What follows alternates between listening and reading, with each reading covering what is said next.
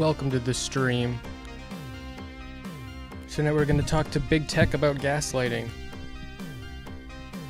I'm not quite sure what that's going to entail, but you know what? He doesn't seem like such a bad guy.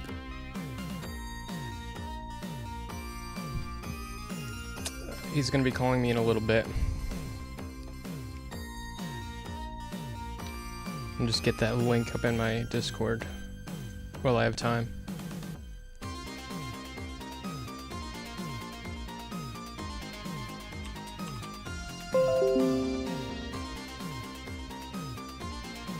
I fucking hate that.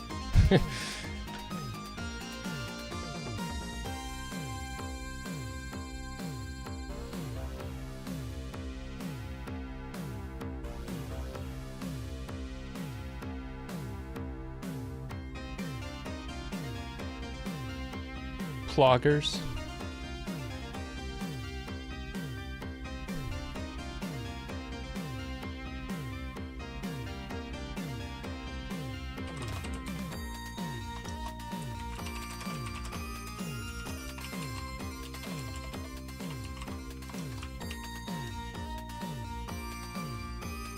What's up, Liminal Doll? I saw one of your comments on my YouTube channel, and I looked. You have a channel too. Maybe we could talk sometime.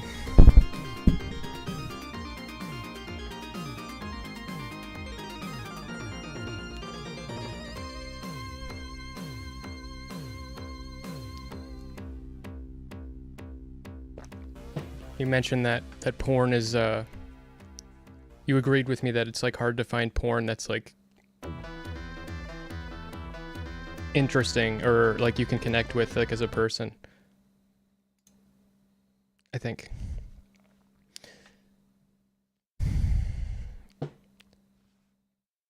We need another piece of music here while we wait. Let's put on. I feel like I'm cultivating like a massive library retro video game music.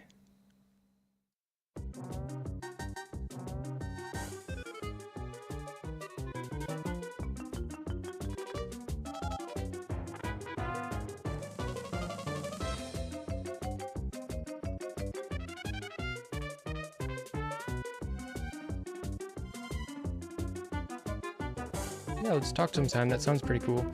Yeah, I did reset my VPN again. Yeah. Is it running smoothly?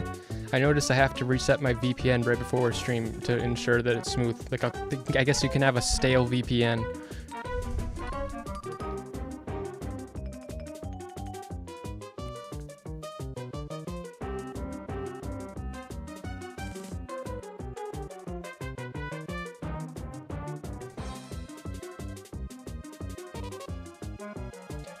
You guys can hear me, right?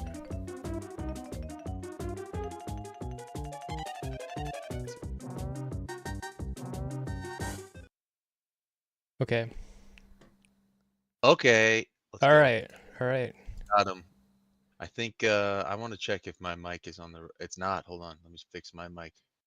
I want check. Should be a little better. Oh yeah, that's even better. Yeah. Yeah. Hold on for one more thing. Let's do this. All right. Should now be able to yeah, do everything right. Cool. Hey, Smith. What's up? What's up, dude? What's up? So you've been watching me interact with the Thorpes. Correct. Yeah. That is true. Yeah, and I watched one of your videos where you couldn't figure out how to work the pottery wheel. Oh yeah, I'm really happy with that video. It's it's just fun. Yeah. Yeah, I thought it was fun. That was cool. That was a fun intro. That was there was a vibe to it that I dug. I got what you were doing, and I liked it. Yeah, thank you. Let's go. All right, cool. Looking good. We got you zoomed in. I can make myself a little bigger too, so it looks like. Wait, I can't see you. Oh yeah, I could hook that up for you. Hold on. Ooh. Click this and that. How about now? Yep. Mm-hmm. So I checked you out a little bit. Yeah? Okay, so I had a very negative opinion of you. Uh-oh. Yeah. And now I don't. Many such cases.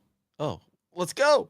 We're so Well, bad. I still like I still can withhold some judgment, but I mean, you seem very like I don't know, like decent. I don't know. You Thanks, seem. dog. Let's go. Let's go. We're winning. Yeah, they want to make me. They want to demonize me, but I'm cool. I think. Well, yeah, I feel like you were like so you went on and you talked to the Thorpes after I talked to them, and it sounded like you were saying a lot of the things that I say with like a very different lexicon, like a much more like uh I say so much shit like the word because you wanted to talk to me with my theory that I have about gaslighting, dude. Like using the word gaslighting makes everybody like, oh, dude, Jesus Christ, like I need you to shut the fuck up. And like so you can talk That about was something funny. like that, but not like make people like pissed instantly. You know what I mean? Yeah. All right. Sweet. Well, I got. I think that comes from I used to have a big issue with that. Actually, I used to be the guy who couldn't say anything without pissing everybody off, and I still now I've got that more under control, and I can wield it a little bit more consciously. But I used to not understand why everything I said pissed people off, and then I figured that out. So now I have the ability to do that, or to not do it, or to do it. I Yeah. could do it willfully, or I can show restraint. I used to just be like, why the hell does everything I say make everybody mad? When Anyway, you that show is sort of a little bit of my history. So that's cool. That's cool feedback to get from you. when you show restraint, does that like hurt at all? Like does that like get frustrating for you? Does sometimes you don't you just want to let it out? Mm, I know what you mean, but no, not really, not really. Uh, because I only show restraint when I want to. I don't show restraint unless I feel like it. So when I show restraint, I actually feel good. I feel like, yo, I'm in control. This rules. But also when I don't feel like it's warranted, or I need to, or I feel like, yo, it's time to just go off, or say a thing Yeah, in a yeah, very dickish way, or even in a bamboozling way that's intended to say fuck you to the person. I don't care yeah, if you understand. I'll be happy if you struggle with this idea. I don't. yeah. You know what I mean? I could do that too. Ben gave you like the But most yeah, so warming like the best like he because one of the things I heard is like you I don't know how you're gonna respond to this. I heard you like hit your wife or something. That's not like people can do bad things and that doesn't make me like demonize them. But what he said about you is like and he was trying to like play you up. Because he was like mm, criticizing you, so he wanted to play you up. But he said that like your thing is you were the guy that like hit your wife, and then you learned, or maybe it was Grace that said this. Then you like learned, then you like became like a monk, and you like did a, you know what I mean? it is a little bit like that. That's actually not totally inaccurate. Even though I would have like a nuanced, way of wanting to restate my impression how that was. So there's differences in the way I would describe it than what they said. So that it's not like right, but also it's not totally wrong. There is something to that.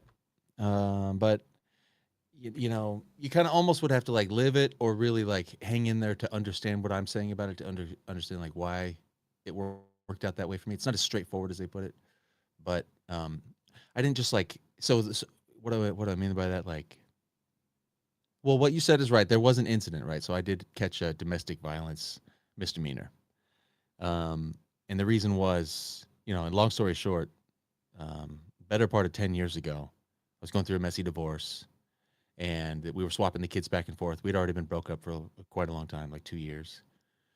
And everything was fine up until one day, she just got in my face about something in the parking lot where we were swapping the kids. And she said some stuff that I don't need to repeat here, but it was enough to make me feel that I was in a self-defense situation, as they say.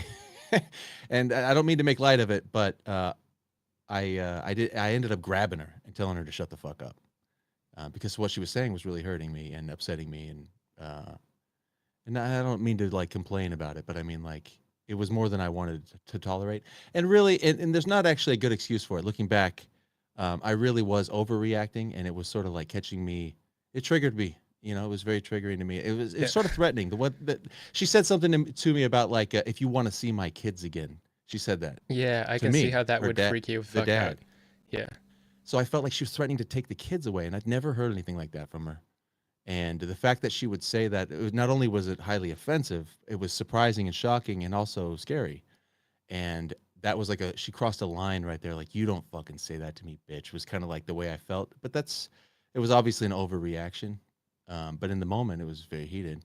So nobody got hurt. There was no bumps or bruises or scrapes. And nobody got hit. But I did grab her and literally, like I pushed her up against the car. And I said, "Shut the fuck up! Don't say another fucking word like that." Hmm. But she called the cops, and I got charged for that. And I lost access to my kids. I got a restraining order. I picked up trash on the freeway for a whole summer. Did 52 weeks of 2 nights a week of anger management and parenting classes. They threw the fucking book at me. And anyway, so that gave me a lot of time for reflection. And also it also put me into a dark time. Like, imagine being in that spot, like being Yeah. divorced. And then she cops that attitude with me. And it turns out, I came to find out later that was right when she had found a boyfriend that she decided she wanted to stay with. After we'd already been broke up. So she found a guy that she wanted to make into the new dad. So really, in a way of seeing it, it was a bit of a setup. Like, she had never done that with me before.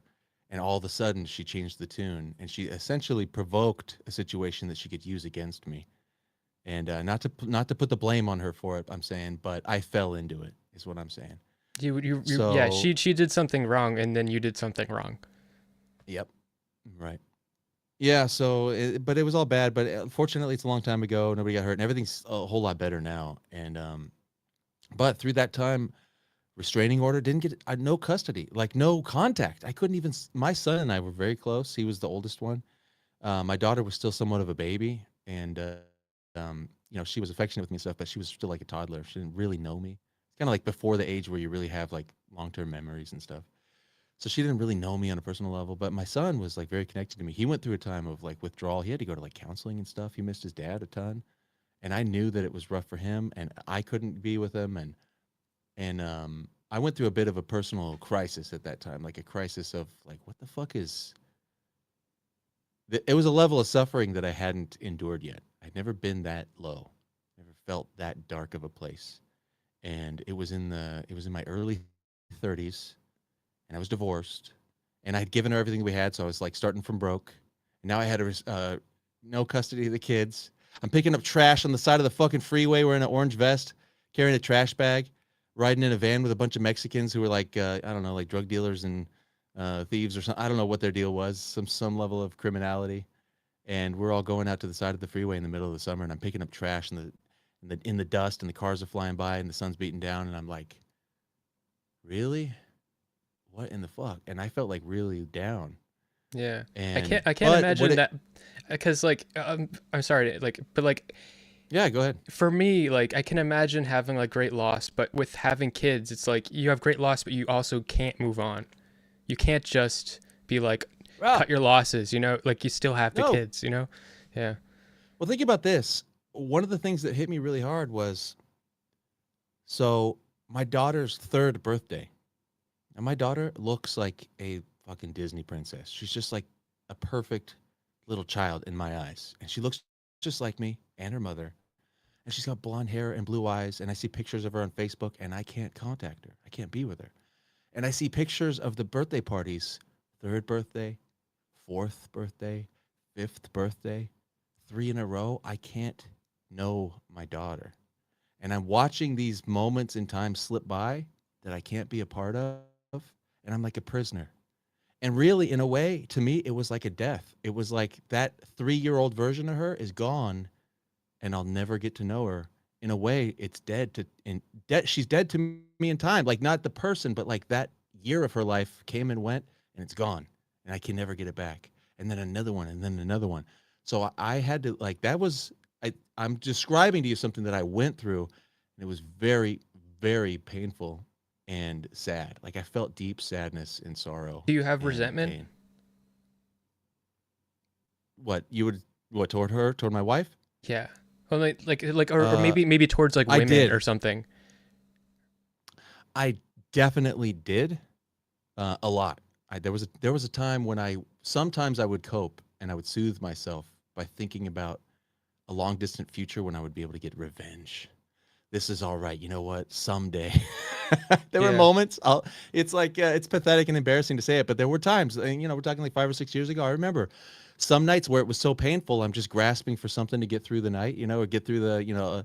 I get off work and I'm driving home and I'm sitting in traffic, and pling, a message comes up and I can see her Facebook and it's a new picture of my kids, and the feeling wells up inside.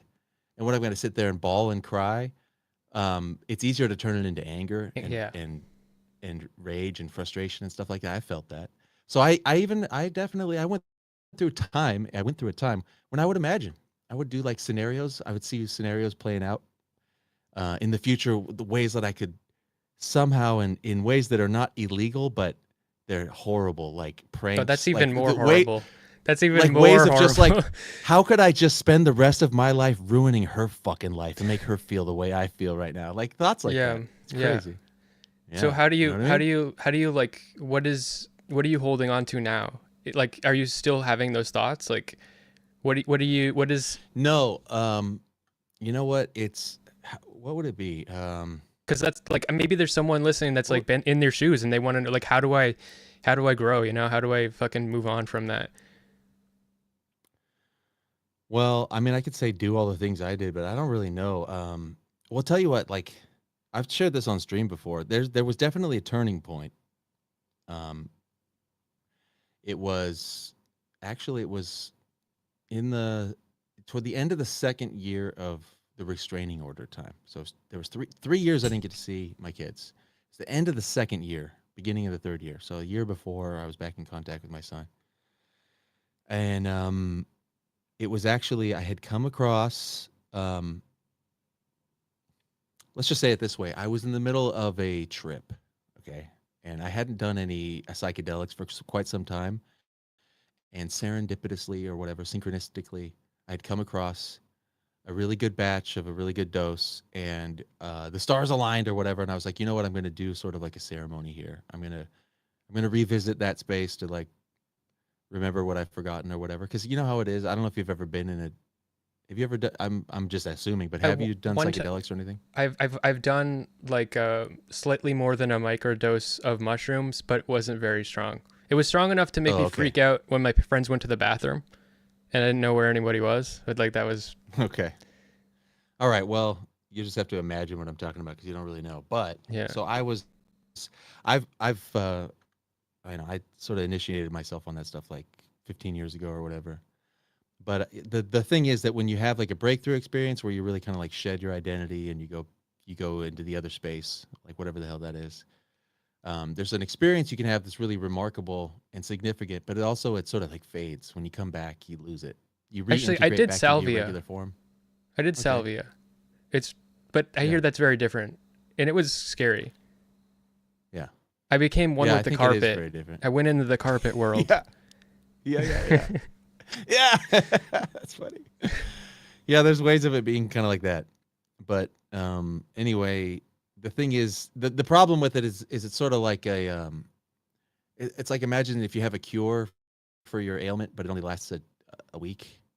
It's like Mm. actually sort of like torturous to be like, let's say you have like some sort of, let's say there's a weight loss pill and you're a big fat obese person and there's a pill that can make you skinny for a week. But the problem is you go back to being obese and like shitty like a week from now. So you actually had a great week, but then after that, it's actually like a nightmare to be back from being skinny. It's even worse than before. It's sort of like Yeah. that. So you're kind of chasing the dragon. It's like, whoa, I was free for a week and now I'm back. Actually, it's even worse than I realized before I lost the weight. I was used to it before. Now I can see every single fat roll even more horribly. It's kind of like that. So that's the problem with like a psychedelic enlightenment or something. It's like it doesn't stick. There's little Yeah. lessons It's you too can learn. easy. It's too easy. It's a shortcut and it doesn't there are things that last, but the whole thing doesn't last. You know what I mean? The whole vision, the whole perspective, it really fades. You can't keep it. It's sort of like the catch. That's the bargain or whatever. But that's why a lot of people start doing it a lot, which fortunately I never fell into. I've only done a handful of times. I always found it to be like extremely challenging and sort of scary, like you said, to where it's not really something I want to do. It's not like a party thing for me. It's more like, all right, I'm about to go through a fucking ordeal Yeah. But you know, I got to do it. Yeah, I was with my friends and like so in the on the mushrooms like nobody most of the I saw like my friend's face move around a little bit, but mostly I was just like super emotional. Like I was in the Lego store with my friends and I'm putting my hands in the Legos and I was just like it was as if I was like at like a wedding or like I don't know, it was like that like I was super hyper emotional about just like being in the Lego store. It was a good place to be though. Hmm.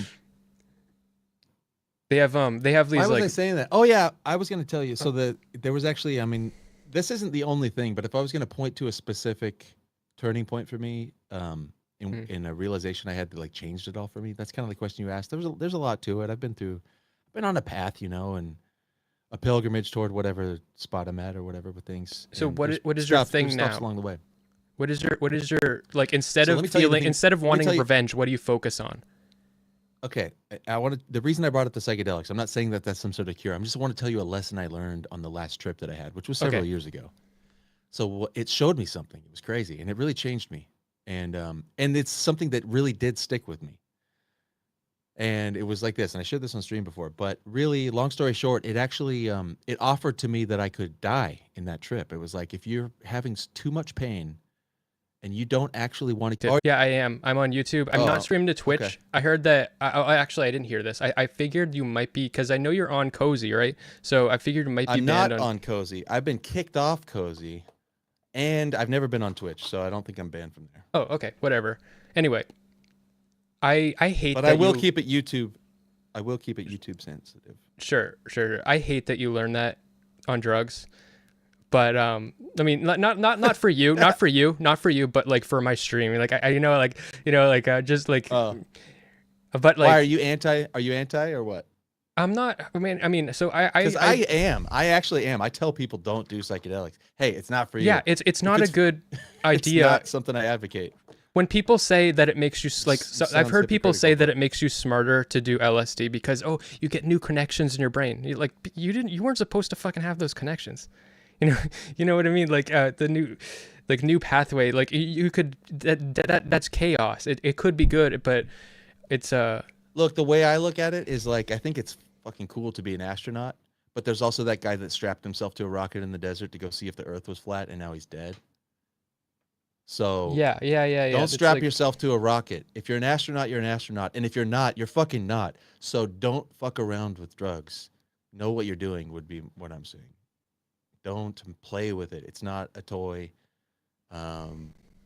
It's literally like sending yourself to space, and you might not make it back.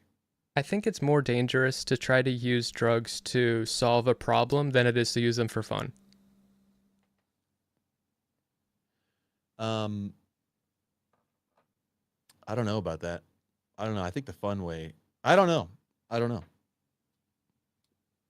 I have no Because comment. I feel like I it don't know can, which one's worse. I think it can rob you of the actual. That my life is like some sort of adventure, and it really does give me signals of when I'm supposed to go down certain paths. People will come into my life and literally inaugurate like a new chapter, or like it's almost like a new level, and I do level up all the time. I will complete a cycle, and I will have achieved and unlocked a new quest, and now I'm on a new thing, and all of a sudden the shift and the tone changes, and new people come in, and there's a new challenge, and there's a new enemy, and there's new allies, and I'm like in a game, dog. So when I get a signal like that from my life, I go like, oh, okay, this is a quest I'm supposed to go on, and I literally just follow the omens. I hate talking about it like that. I mean, hate's a strong word. Hate's a strong word, but I like talking about it all in a very dark way.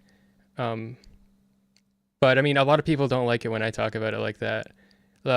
For me, I frame everything. I think the most liberating thing is the fear of death. And if you forget that you're gonna die, like the only way to be alive is to know you're gonna die. Because like for you, like see like encountering death in that vision, right? You see like what could be, and that your life is limited, and you know you realize that like life is like a treasure that you have, and you only have so much of it. That's it's a bleak way of seeing it. But Yeah, I feel almost the opposite way. I embrace a type of pessimism, which is like, I can't wait to die. I look forward to death. I look toward death with great eager anticipation of the sweet release of like taking off my tight work boots at the end of a long day. I can't wait to die. But until then, here I am trudging along, and I'm going to work and I'm going to have fun. And my boots are still on, so I might as well get some shit done while I'm here. But death, I look forward to. yeah, Life is a hassle, but I'm just here to give while I got some left to give. yeah, that seems to work for a lot of people. uh, yeah, I found it the other way somehow. I think fearing death is literally the inversion of how I see the world. Yeah, but we have some similar, like, I think what you're saying is sort of similar. I don't know. Maybe I just It's respect what you're probably saying. exactly the same thing. It's just the other side of the coin. Like usually, like there's always the wisdom is always in some sort of paradox like that. To me, paradoxes are often like where the true mystery lies or whatever. So two people can look at something completely like the horseshoe theory of politics. You can go far left and far right and end up with the same conclusion for opposite reasons. It's like Yeah. it's kind of like that. You know what I mean? Yeah, whatever works. That's my attitude right now in life. Like, people have very different things, and I don't know. That's not interesting. Okay, let's talk about gaslighting, because that's what we want to talk about. All right. Before we do that, let's do a little segue for my audience. If you, I want to reintroduce. By the way, for everybody who just came here a little bit late, thanks for showing up. It's still a little bit light. Can we at least get 100 people in here? We had way more last night. It's still early. But for everybody who's here, we got 86 on Kick now. The number will still go up. There's a big scandal being revealed on one of my fellow channels over here. They're talking about somebody who might have murdered his wife. Oh, I heard Everybody's about over that. there watching that. I heard about that. Yeah, It's that's one of our crazy. Yeah, it's crazy. We can talk about that too later if we want, but it doesn't matter. But there's a big expo going on. So anyway, this is Smith. Everybody who doesn't know Smith, we get to know Smith because he appeared on the Grace Thorpe stream in that sphere, and then turns out you're friends with Mr. Girl, and maybe you're friends with some other people we know. I don't know, but we're just getting to know Smith. And I've seen you stream with Lav. Okay. I know her. Cool. So I've been friends with her. Sweet. All right. So you know Lav, a fellow Lav head. Yeah. How do you feel about her? Do you love her as much as we do? I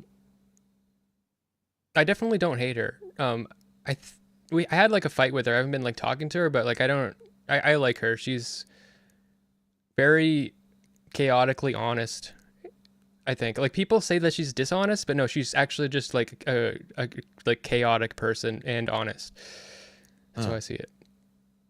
Yeah, I think she's chaotic, good, or something. Yeah. All right, cool. That's a fun take. All right, let's move on from that. So that's what's going on. So you mentioned gaslighting, and I want to affirm that. Let's have that conversation. So last night you were on with Tomfoolery, and it was like bring your own topic, and your topic was can you just give it to us again like you gave it to them. Okay, so I think that in these panels, like these fucking like internet politics panels and shit, at the end of the day, your disagreement's always going to come down to two different values. A good example is abortion.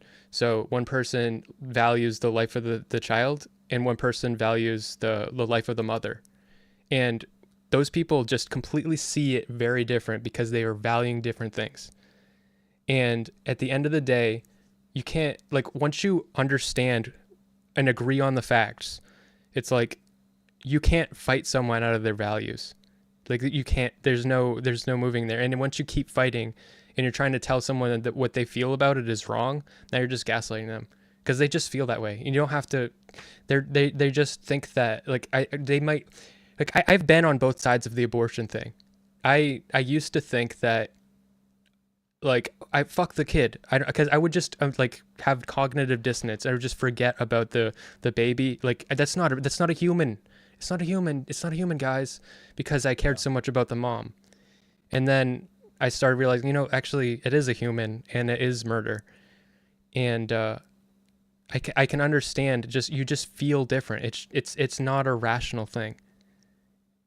And gaslighting on these panels happens when you get to that disagreement, and then it just goes on, and people just need to fight tooth and nail because the other person's feeling is wrong.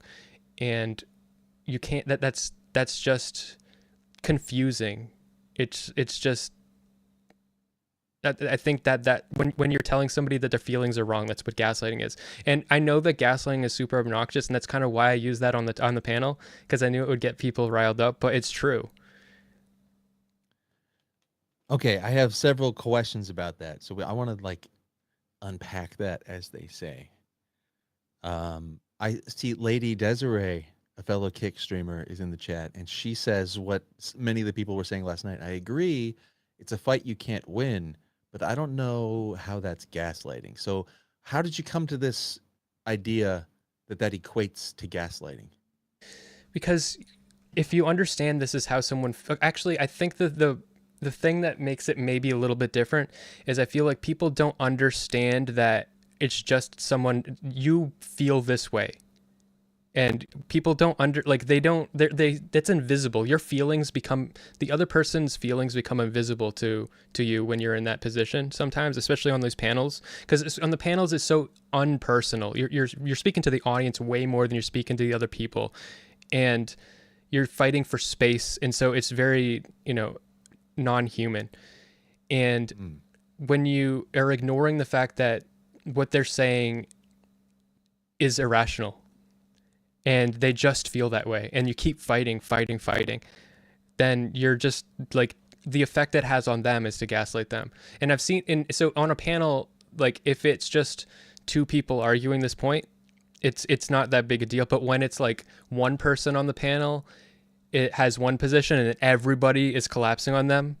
And so like maybe you're the pro-life person on the panel, and everybody, like there's 5 people on the panel like telling you, no, it's not, it's just a zygote, it's just, and that's just gonna like confuse you and befuddle you, and you're gonna walk away from that like a day later being like, what the fuck happened there, like.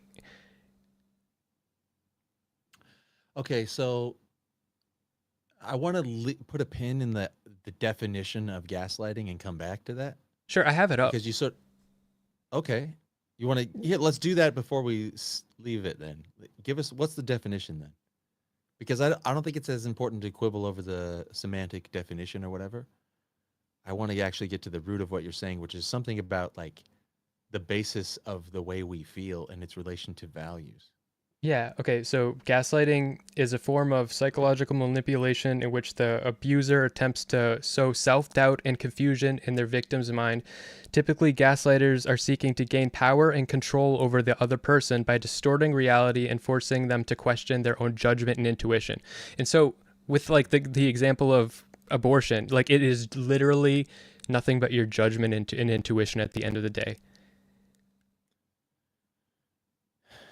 So gaslighting, though, is what I think it is where you're actually undermining someone's faith in their own ability to have valid judgment. So it's essentially saying, no, you're crazy. You're literally, the only reason you think that is because there's something wrong with your brain, something wrong with you on the inside. You're nuts. No, you're imagining that. Or you're having an episode, you're not seeing clearly, there's something wrong with your vision, you have a distorted mind, that's why you're thinking that. No, you're you know what I mean? So gaslighting is when you say, no, you're nuts, I didn't say that. Or no, you're crazy, that's not what's going on. I think it becomes like that. Implying and pushing the idea that the other person is nuts so that they stop believing themselves. Yeah, I think that it comes to that though, because I think people, these panels, like I don't like this. Like I don't like them.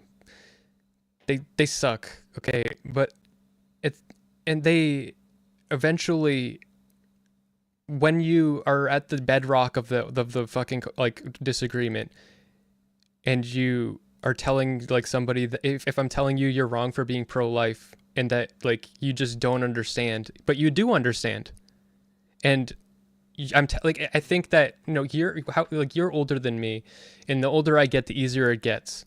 But like if you're like 20 years old and people are doing that, like it does make you think you're crazy.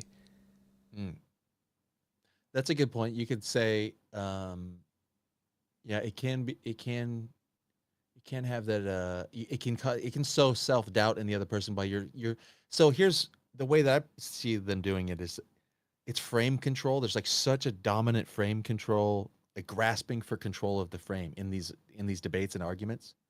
They're always trying to control the frame of the argument to imply it's so hard that the other person's perspective becomes it becomes a it's like no I'm seeing things right and you're seeing things in a distorted way, you retard, you crazy person, you ideologically possessed maniac. Like it becomes I can see what you're saying by that. Yeah. Yeah, in the panels and it's a refusal to acknowledge the other person's perspective, Yeah, which because really that's the hard part for people. Yeah. yeah, yeah. If you just refuse to acknowledge that you could, if you wanted to, see it the way they're seeing it, you're saying, no, that's impossible to see things that way. You're nuts. Yes. So that's the gaslighting. Yeah. Yeah. I think that Yeah. that Only happens. a crazy person would think that. Yeah. Yes. That's yeah, yeah, yeah. I see what you mean then. Okay, but I still have this question for you. You said that feelings, and you're using this word feelings, and you said I think you said feelings are irrational. They just are what they are. But the thing is, I have a question about the word feelings because sometimes I think there's a lot of times that's sort of a slippery it's a sticky word. There's like a word concept fallacy happening there a lot of times because we can say feelings, but really what we mean is thoughts, and we say feelings. And I see people in a certain part of the usually in my side in the spheres I've been in, feelings are usually it's really kind of like facts don't care about your feelings so much around here. So Right. feelings are sort of a word we don't bring up, and you get Right. shamed for even saying I feel. I this use a thing lot that of way. words like that people Yeah. in different, like no matter what sphere I'm in, I will use words that people will turn off to. Um. But But I think that it is where do you think feelings come from? where do you think they come from? I think they come from our thoughts. I think they can come from our thoughts. I think they are a Especially result of perception. I think that there's a complicated relationship between your thoughts and your feelings. But I think Yeah. you can you there are baseline feelings that we just have that are like baby feelings, you know, like I want my mom's boob and I'm sad, I'm crying, you know what I mean? And that one I can understand, like if that's what you think of when you think of feelings, like the facts shouldn't necessarily like that is I don't know. But like there are also feelings that are constructed by thoughts maybe, or like you learn, and once you obtain values and stuff, that just becomes like you're no longer thinking about it, you just feel it. Like example that I gave briefly, people have wanted to move on past every point I gave, but an example, like why do we not want child porn to be legal? We just don't want that to be part of society. We don't want to live in a world, like we could live in a world where all children are in brothels if that's what we valued, but we don't want that. And why? Because it just horrifies us. And why? I think it's a feeling. Yeah, but yeah. Well, the horror, the feeling of horror or terror or disgust, those are the feelings. But what are those feelings the result of is what I'm grasping at. I think the feeling comes first in that case, and then we'll like so it'll hurt the kids. It'll just like destroy their development. It'll just result in a worse society in a lot of ways. But I think that it's just the society we want to live in comes from how we feel about things. Like there are societies that like in the past, like in ancient Greece, they did like pederasty and shit. Like there would be like 12-year-old boys that would like hook up with like the older men and shit, and it was weird.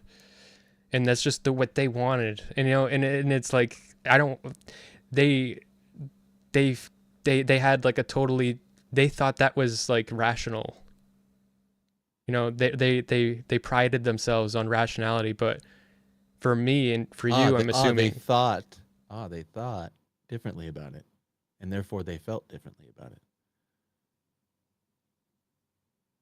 yeah. Right.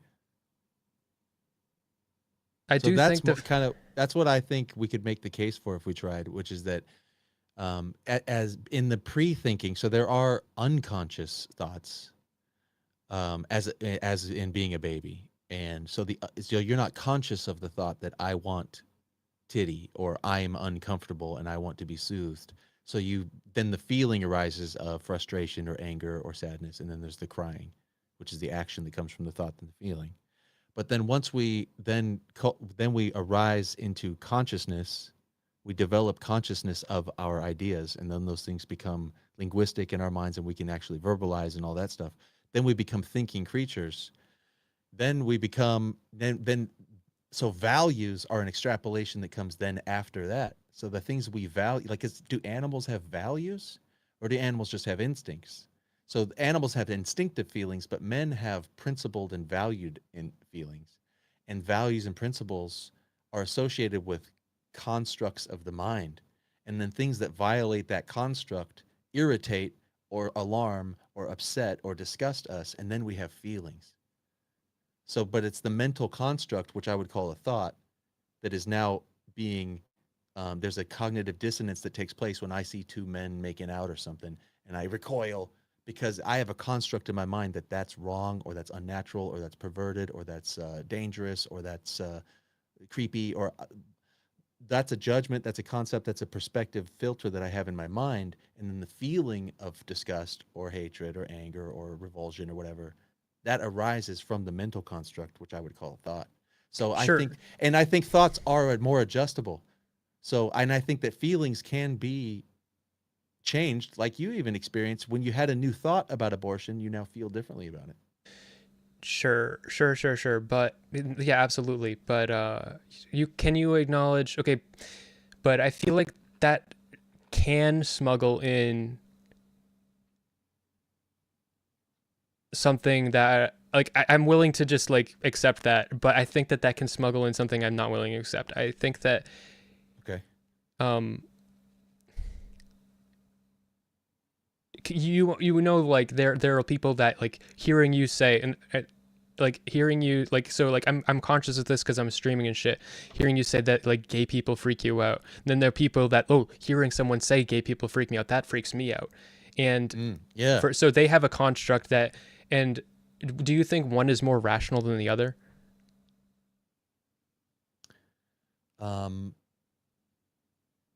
No.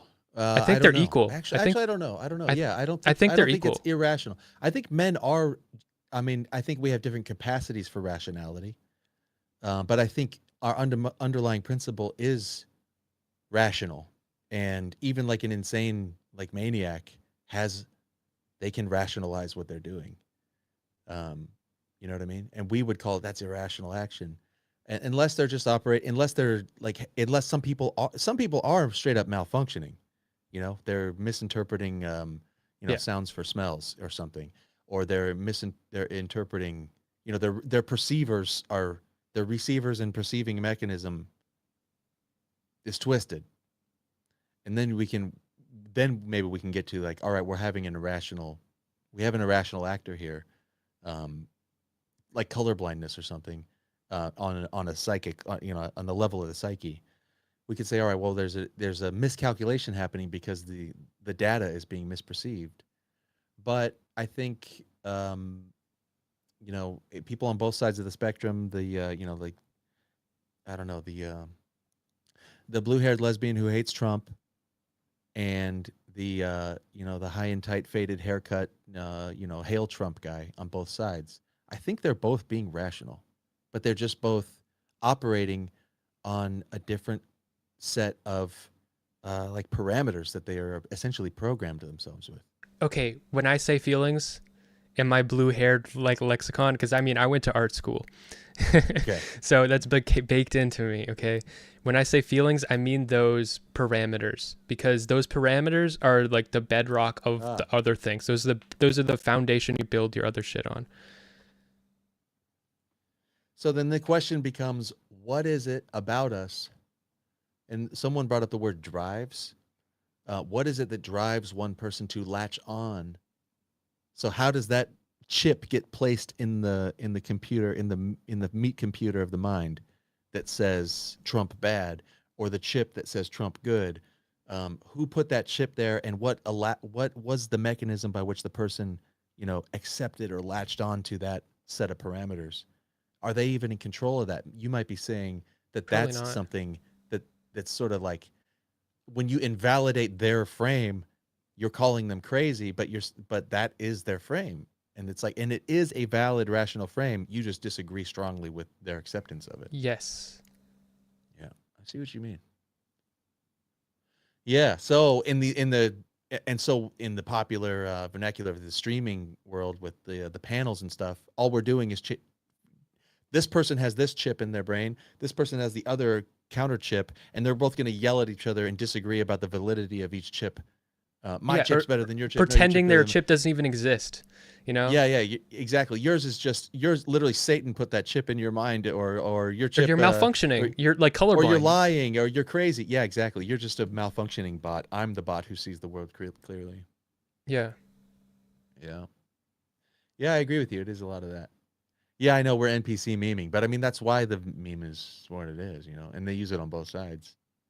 It's like, but then the funny thing is when you get to the part where it's like MSNBC comes and takes people's head and puts Ukraine. Oh yeah, good. my dad, my dad, my dad lost his parents to Fox News, and my generation lost our parents to MSNBC. Yeah, crazy. Yep. Yeah, and then the people who really run the world figured that out some time ago, and they're like, oh, we can just put whatever chip we want in the masses' minds. And then democracy really just becomes, we can steer them to vote for whoever we want. We can control the mob. I don't think that holds up anymore. Like that because now that social media is the way it is with TikTok and shit, I think it's just like so chaotic. Like the shit that gets put to the top of your timeline is the most lizard brain disgusting, hedonistic. I'm trying to use words that I assume are like I'm assuming hedonistic is part of your like that's probably like bad for you, right? So go ahead. So yeah, I think that the social media is really playing into the worst of humanity, and we value free speech, and I value free speech a lot, but also it's horrifying what's happening with social media, and that is, like people killing people or stealing shit. Just like people will steal shit, like, and videotape themselves stealing shit, then put it on TikTok and sell the items. So like a video for every item, and people will reach out to the TikTok channel and buy it. And they have plausible deniability or something because they can say, oh, it's fake. I pretended to steal it. They can only be held accountable if like the like store actually like presses a charge or something. And the more crazy shit you do, it's like you have to do crazier and crazier shit. Yeah. Do you think that's just the nature of the beast? Just because it's out of control, or do you think that there is even maybe an influencer, a puppet master pulling the strings on TikTok who is increasing it? He's turning up the valve on that type of chaos by. It's hard. I have allowing played the algorithm to promote that. I have dabbled with this. Okay, I do think that's a conspiracy theory. But it's really tempting. It's really. What do you mean by conspiracy? It is a conspiracy theory, but yes. So that means I'm very cautious. I'm very cautious, but it's tempting. Yeah. Because, like with some people say conspiracy theory, and they mean it's fake, like it's invalid. For me, conspiracy theory means walk carefully, but doesn't mean it's fake. Yeah, it's a theory. Okay, yeah, but it means it's a theory. So, but theories need to be tested, and it's just. The nature of a theory is we don't know, but we're piecing it together. Yeah, I'm trying afraid to fill in the blanks. I'm afraid that I'm wrong when I feel, because I feel really passionate about this one, like about TikTok, like the fact that it's like not, it's the fact that China has a different app than they use for the rest of the world. It's Yeah. like, what? Yeah. Yeah. Right. Like, Yeah, I mean, China but like, owns an to be app fair, that's like there's influencing a, all of our kids. but there's Huh. you can kind of like say it in a way that's not conspiratorial, that has the same effect. Like they have, like they don't have free speech at all. They have mass censorship, and that could play into what they do with their app. But the way I see it, so maybe they just don't give a fuck about everybody else. They only give a fuck about China, and China has like strict rules about what is acceptable speech and shit. But the way I see it, if they're gonna make a product like that, I want the product that the Chinese people, like the people that the Chinese CEOs and shit, I want the product that they think is responsible for their community. I want the product that they want for their kids, you know? What you said that you really care about free speech. You value it. Yeah. And I hear people say that a lot. But then I wonder, like, why? What is it about? Are you not a free speech guy? Um, I mean, I would say, like, what do you mean by that, really? 'Cause some people just mean, like, I should be able to say anything I want all the time, and that's like a sacred right or something. I think that we should be able to say anything we want all the time and piss people off. And we're completely like, if you say shit that pisses people off, deal with it. You know what I mean? But I think that you still should be able to say it. And I think that it's important for people to be able to say shit that pisses people off.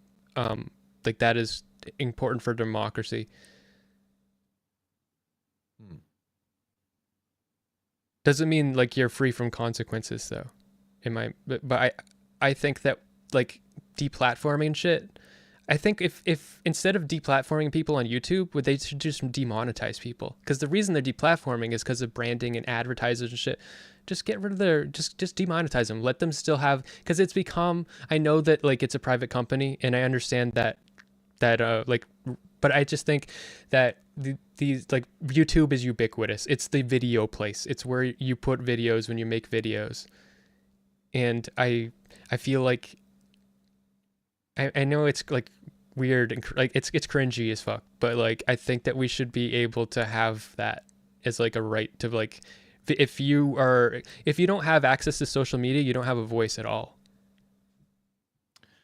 You said you shouldn't be free from consequences. Do you feel like there is a sufficient mechanism in place for creating proper consequences for people's speech? Actually, it's too strong. It's honestly pretty strong. Like the cancel culture shit. Well, it's strong in like a certain direction. Like the cancel culture shit really. On the right, there's like infighting, but a lot of that's really nasty. But on the left, the cancel culture shit it's a really strong system. I don't like that either, but. What about speech? What about when people use their speech to steal? What if someone was putting together a scam that was like ripping people off? Should that be allowed? No. I think you should be able to. There was like a famous radio broadcast where the guy said that there was like aliens and people believed it. You know what I'm talking about? Yeah. So like, I think you could, you theoretically you could do all the speech that lead up to the scam without actually doing the scam. But if you're doing the scam, no, like you can't. That's the quandary though. Because if we will allow, so like if you can post videos of yourself killing people online, and the only way to take it down is if they legally press charges. Like if you got away with the murder, then the video will stay up. You know what I mean? So like you could say it's fake. If you can reasonably argue that, you know, so like with stealing shit, that's why a lot of this shit's still up. And that is a moral quandary that I am working. I don't know how I feel. So for me, when if I bring up the example, like, what if you do a scam that's, let's just say, like, in a simple way, just like it's a financial scam, right? You have a video that says, if you send 10 Bitcoin to this address, I'll send 20 back, and you get a bunch of like suckers to send, a bunch of Bitcoin because they fell for the scam. Should YouTube take that video down to protect its viewers from being ripped off, to protect them from harm? Or That's should the creator be able to say, "Hey, this was an artistic adventure. I'm getting rich. People sent it in their own free will. They should be wise enough to decide whether or not it was a scam. Why are you censoring me?" that is I want to have a good answer to this, but I'm not. It's a really hard question because the way we're doing it now is the video isn't the speech isn't the problem. The scam is the problem. So you have to, if you could stop their scam from functioning, like shut it down, but the video stays up. That's how it functions now. But if you could stop the video, it would work way faster and more efficient.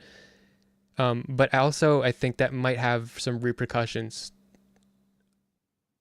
Like, and maybe it's just really hard to differentiate because you could have a video, like a movie. Movies have fake shit, and the movie has a scam, but there's no actual scam happening. How do we differentiate? There must be a way, but it would be really annoying and complex. It would have to be like a fucking dictionary long, like legal writing about it or something. So to me, that it's a thought experiment right there. That I think what it reveals to me is if you're using speech, we could call that speech, right? We'll call it video speech, right? Yeah. Because really, we're not even just like, oh, if we're sitting around talking.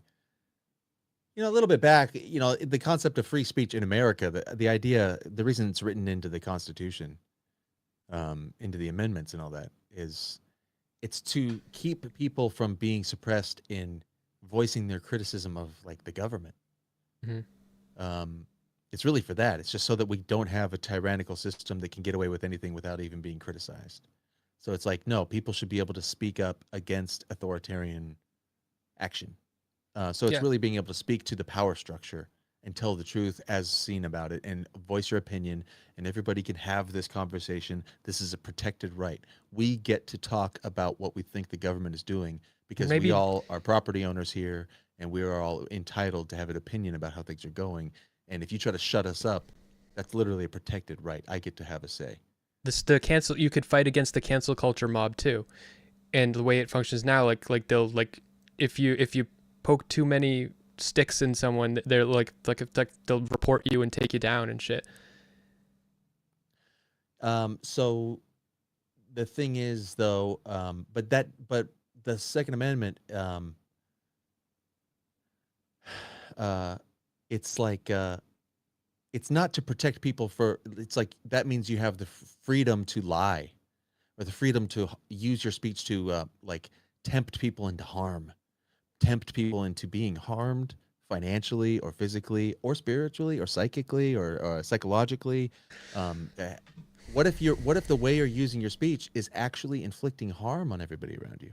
Because that can happen, yeah. But that is the problem, because freedom to harm each other. Yeah, yes. This is why freedom of speech is such a dangerous value, and I understand. Like I accept this contradiction, but when you say that, you are implying that what is, like, because the other people. So there are two people saying two different things. Maybe one's like the government and one's you. Or somebody supporting the government and one's you, saying something critical. The government could say that your speech is the harmful speech. You're leading people to harm. And you each can be saying that the other person's speech is doing that. That is the danger. That's why it's such a hard line to, it's a hard fucking knot to tie to fix that problem. Because as it is now, we shouldn't, I don't like living in a society where we have like videos that lead people to scam, like Bitcoin, like shit. I don't like that. I don't like that we have people stealing cars on TikTok and killing people and shit.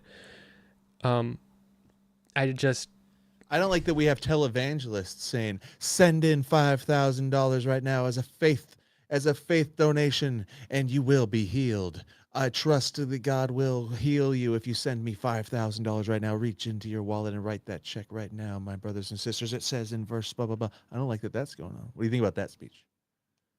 there's an argument though, like that I'm aware of, like you could say false advertisement.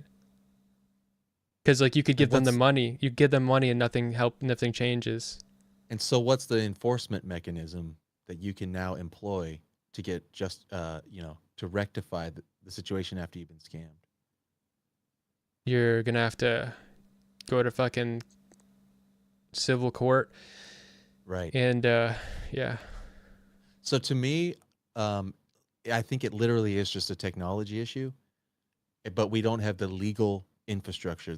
Our legal system, to me, this I agree with you that to me, you just hit the right solution. What it should be is if I find somebody saying something in the public sphere, either guaranteeing something or voicing an opinion or even promoting an idea that they can't actually testify is true, I could literally sue them for lying. And if I could take people to court for speaking irresponsibly, then we could have freedom of speech, but everybody would be held responsible for what they say. So we don't then have to outlaw anything, but you are going to have to speak in a way where you're like, there is still going to be consequences. So I will speak freely, but carefully. And so right now what we have is people are saying, I love free speech, but there's no careful aspect. People are like, I want to speak free speech, and then also shake my titties and pussy everywhere, and all the rest of it.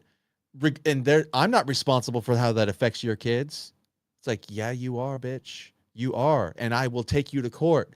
But we don't have that mechanism, unfortunately, so they're getting away with it. They're harming our kids. They're scamming our grandparents. They're setting us up. They're lying in the media, on the news networks. A million things are getting away. There's no way to sue anybody.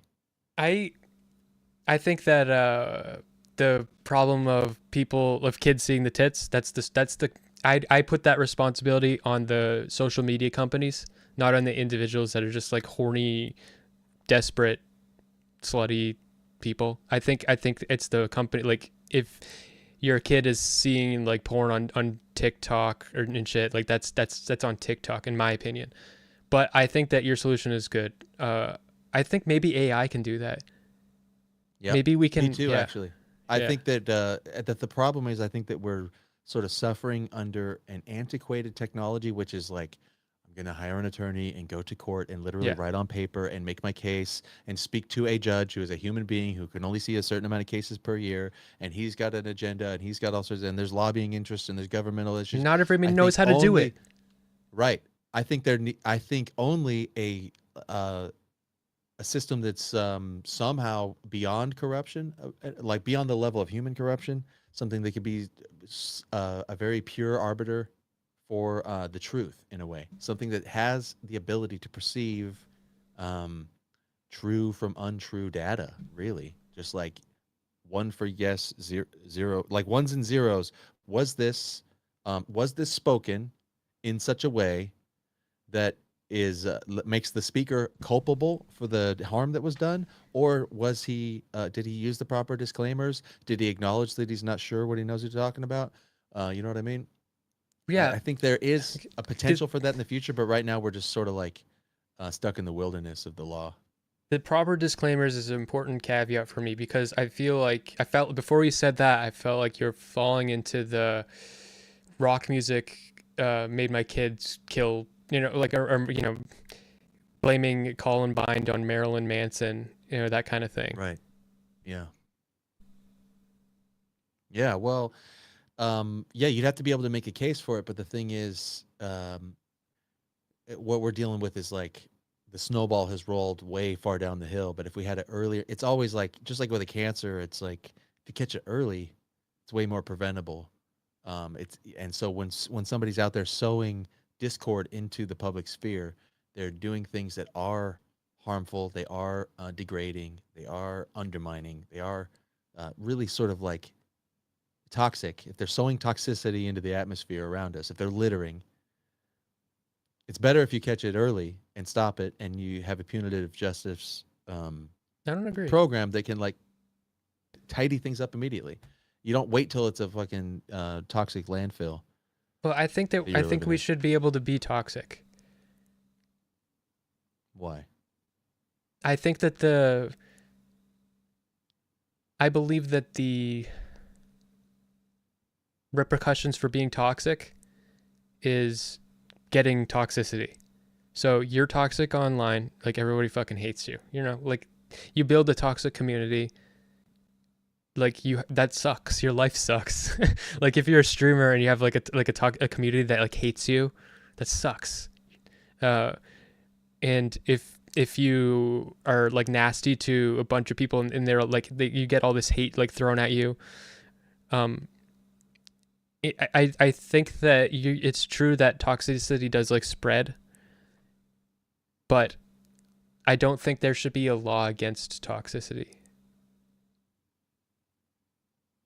because it stops people from growing, I think. And also, like, do you think Marilyn Manson, like, do you think that there's a case to be made for him causing Columbine? Like, do you think that's reasonable? Again, I think that's sort of like somebody allowed that snowball to roll all the way down the mountain, and then you're going to be like, that gigantic avalanche wiped my village out. It's like, well, but who's up there pushing the snow at the top? You know what I mean? I don't know if that's the right analogy, but I don't think that we should. That the problem is Marilyn Manson and all of that type of music is being made all the time, and then we wait until there's a shooting and you want to pin it on Marilyn Manson. It's like, well, who allowed all that music to get made? Sue that person. Sue the record studio. Go back in time to the senator who put this bill or that bill at place. It's like way back before Marilyn Manson, there was already a precedent set that the ultimate outcome was Columbine. If we could say that there was definitely a link between the music and the action, if you could make that case, then it's not even Marilyn Manson himself. It's like a whole genre that's like that, and like there's so much of that going on.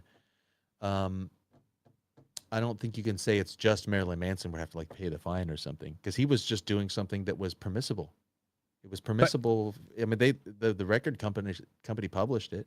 Who published that shit? But Marilyn Manson, one person's poison is another man's cure, and I think Marilyn Manson like is potentially good for people too. Like I think the wrong person listening to Marilyn Manson could like be bad for you, and the right person it could be good for them. So I think that instead of like stopping it from being made, I think that we should be more controlling of our audiences. Like kids shouldn't fucking be on TikTok. They should not. Agree. Yeah. Like right. That's the problem for me. It's not the fact that the theft and the hurting people in fights videos and shit, like that I have a problem with, but like there's just toxic shit. I don't have a problem with it existing, but it shouldn't be seen by kids. I think it's like so then what do you do? Like how do you stop that from happening? Do you just outlaw TikTok then, because it's going to get seen by kids? Do you sue them? Somebody get paid? I think we should have some type of I think that age gating, though not perfect, if you make a OnlyFans account, they make you like show like a picture of your face and your ID, and then it takes like 12 hours and it goes through like a thing and it scans it and it makes sure that your face looks the same. And you can fool that. You can like, but like fooling that takes like effort. I think doing that in the bare minimum would cut out 80% of the kids out of the spaces. And those like if TikTok had that 80%, 90% of kids wouldn't be on there. And that's one thing. The another thing you can do to age gate is AI, and you can have AI like actually be able to tell who's a kid by how they type and shit. What about adults? You think adults should be toxic? Uh, no, but like we are. You are toxic sometimes. I'm toxic sometimes. I mean, it happens, and I don't think we should. It's. Toxicity does spread like a fucking virus, but yeah, I think we also need it too, because what like if you have criticism of the government, like the government could say you're toxic. You're making people unhappy. You're causing like this. You should just be complacent. Like you can frame it as talk because it maybe like your criticism could actually make people unhappy and like freak people out. True. North Korea, baby. Let's go.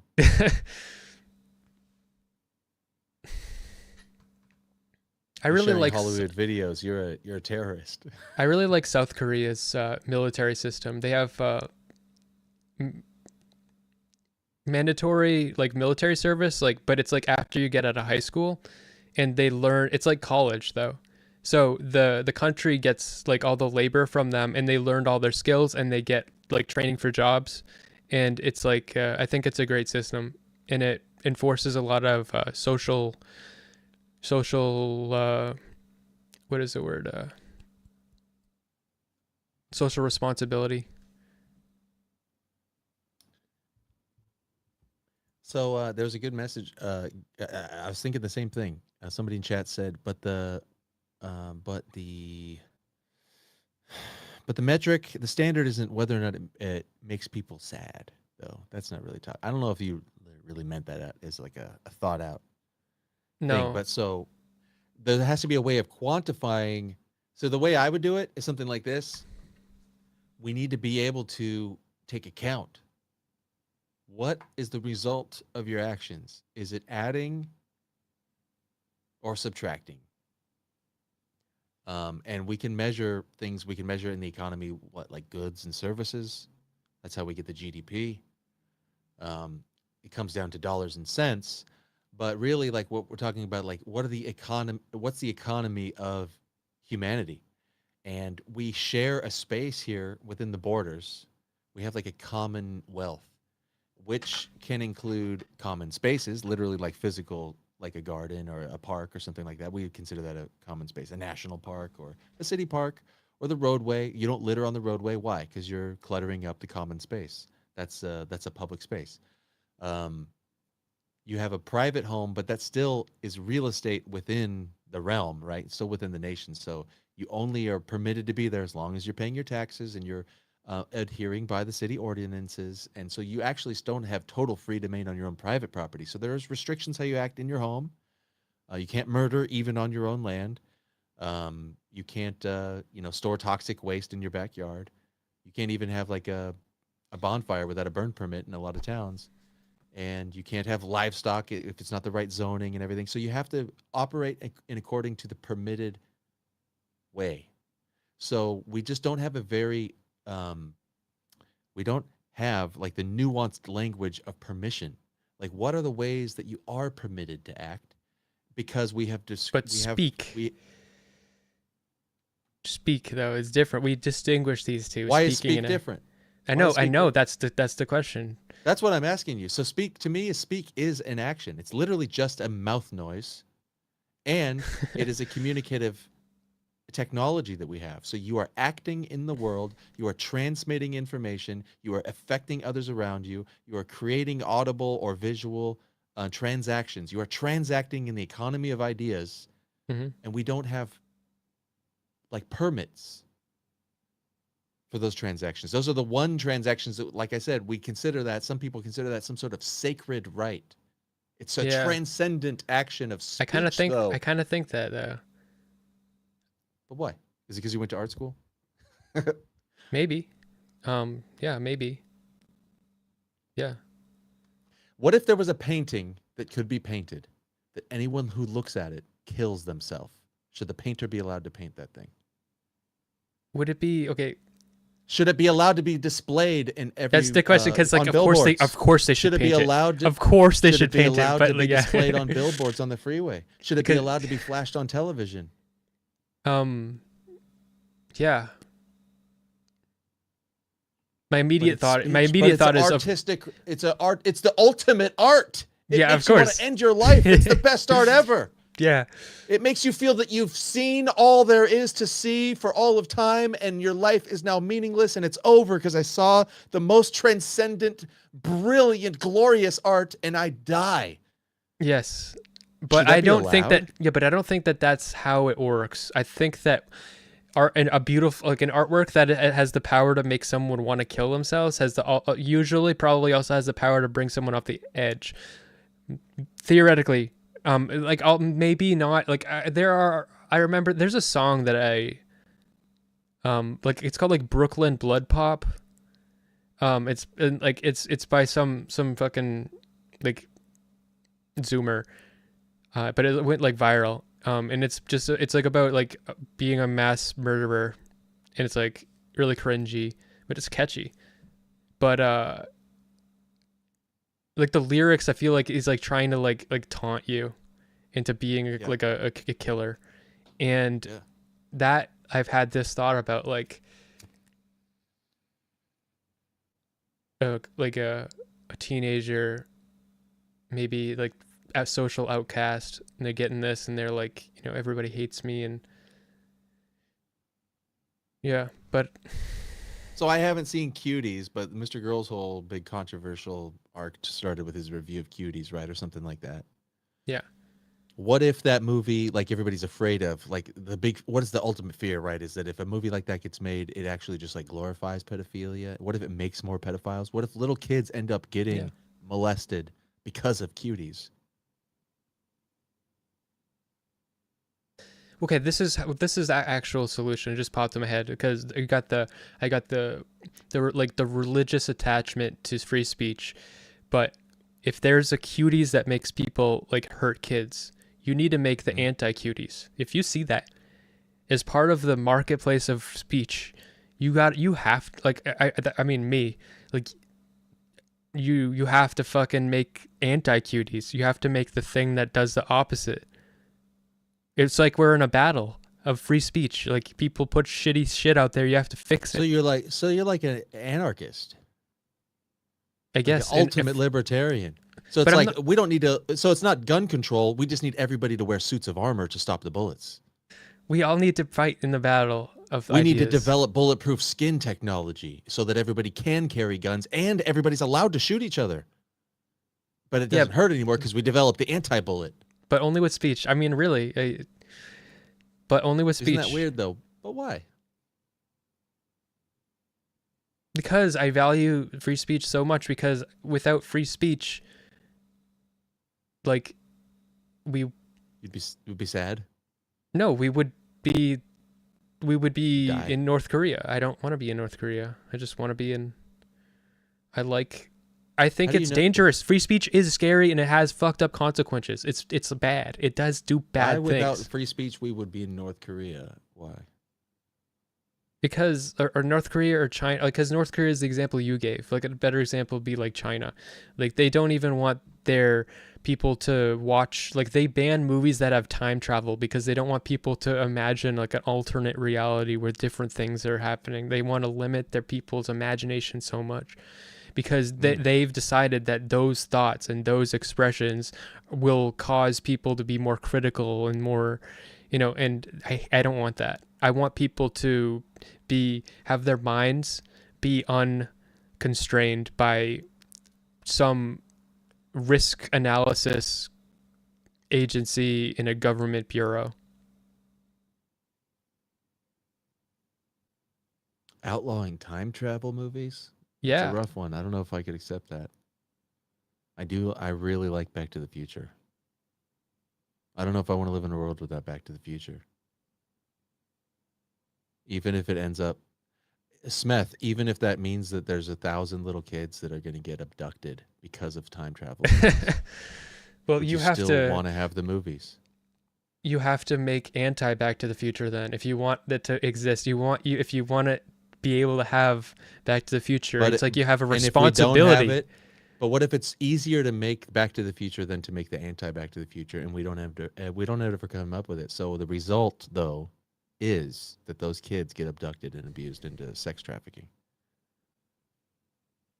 Do you still want Back to the Future, even though you know the consequence for those children? Well, okay, if I actually know this is a matter of fact, then I don't want Back to the Future. But I don't think it is that. Yeah, simple. so you actually have a time travel machine, and you can time travel back to before, and you can stop Back to the Future from being made, and you can pass legislation to outlaw time travel movies, because in the future, all the kids are getting molested, and they're sad. But I Do you don't go back in time? Yeah, You know the result. Sure. Do you go back and outlaw that speech? I'd probably just go and assassinate the guy that made it. Yeah, but if there's a future and you can see the outcome is that, hey, by allowing OnlyFans, by allowing pornography studios, by allowing time travel movies, by allowing the people who run Hollywood to make the movies that they're making, by allowing CNN to say what CNN says, by allowing all of this stuff that we hold sacred as free speech, in the future, the result is disaster. Is it so sacred that you still are willing to do it?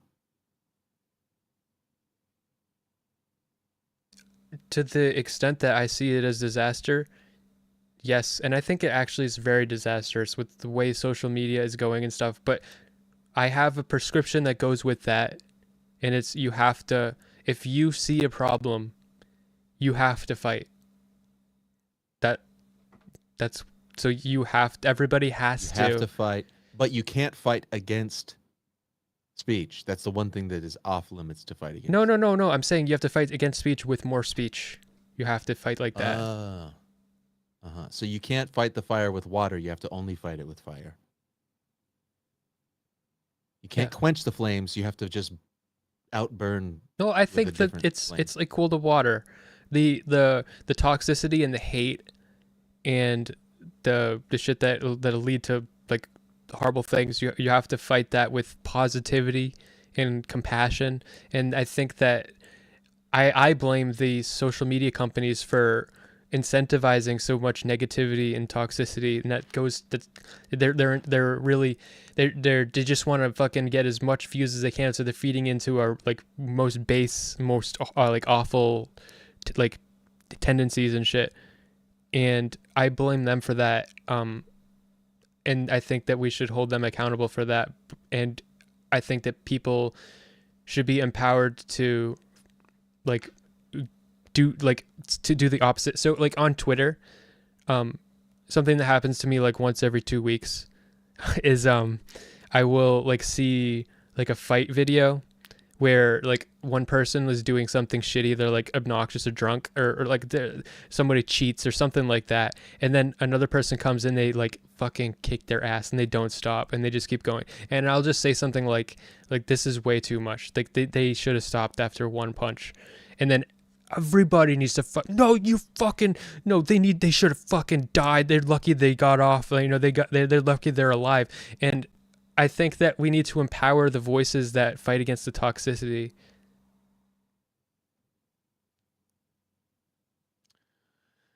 Just don't.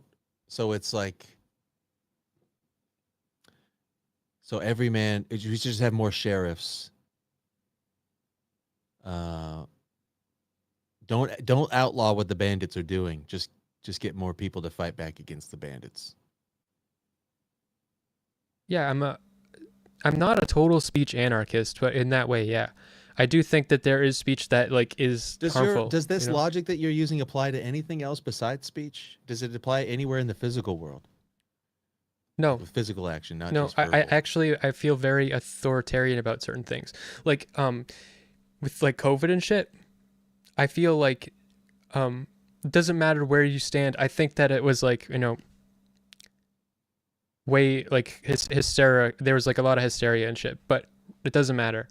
I think that if you're Biden or whoever's in charge and making the shots, if you think that people need to get the shot, either fucking make them do it or shut up. like literally, like don't like shame them and have this whole like campaign, or like, you know, people that don't get the shot, they're disgusting. You know, either make me fucking do it or shut up. That's how I feel. So I actually am pretty authoritarian in some ways.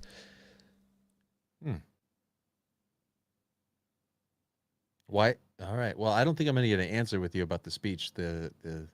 But what The it thing what about, is so the, you're just like, you're just willing to accept that you just have a sort of like a sacred feeling about the value of I think without free expressing. speech, I think without free speech, then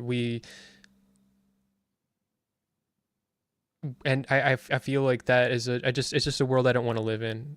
I want to be able to express myself, and I want to, yeah, it is, You just want to. yeah, You just want to. yes. Uh-huh. I do think And it's bad for the society to not have yeah. it too, but it's also bad for society. It's good and bad. There's good things about it and bad things. Mhm. And so, but there's no like, there's no like nuance to it though. It seems like you're like pretty absolute, unless there's a scam, unless they're like literally ripping you off. And then even in that case, you should just shut the scam down, and they should still be able to run it. But you should be able to just stop the transaction from going through. No, Like no, a no. refund or That's something. not my Should be like a position. safety net. That's not my position. Okay. I actually I think that I want there to be a way to stop that. I think that people that like the TikToks where they'll like steal shit from Walmart, and on the TikTok like have the item, and then people will like message the TikTok account and like, I want that, because they're like, it's a shop. That their theft video store is their shop, you know. I think that like that should be fucking taken down. People that like steal cars on like people that some of this IRL streaming where people harass people and shit. Like that should we the only way I think that these fucking public fucking pranks should be allowed is if you're wearing a clown outfit. Okay, a clown, you can do a public prank, but like other than that, like it just stop.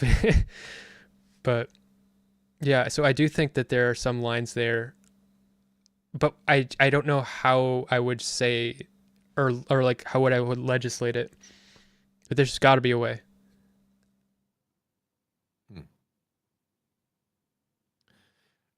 Yeah, I think it's I'm just sort of like just toying with your perspective here to see if it's like, I think you are what I think, by the way, I don't know if you, oh yeah, okay. I couldn't tell if you froze up, if you were just sitting very still. I think No. you're still there though. Yeah.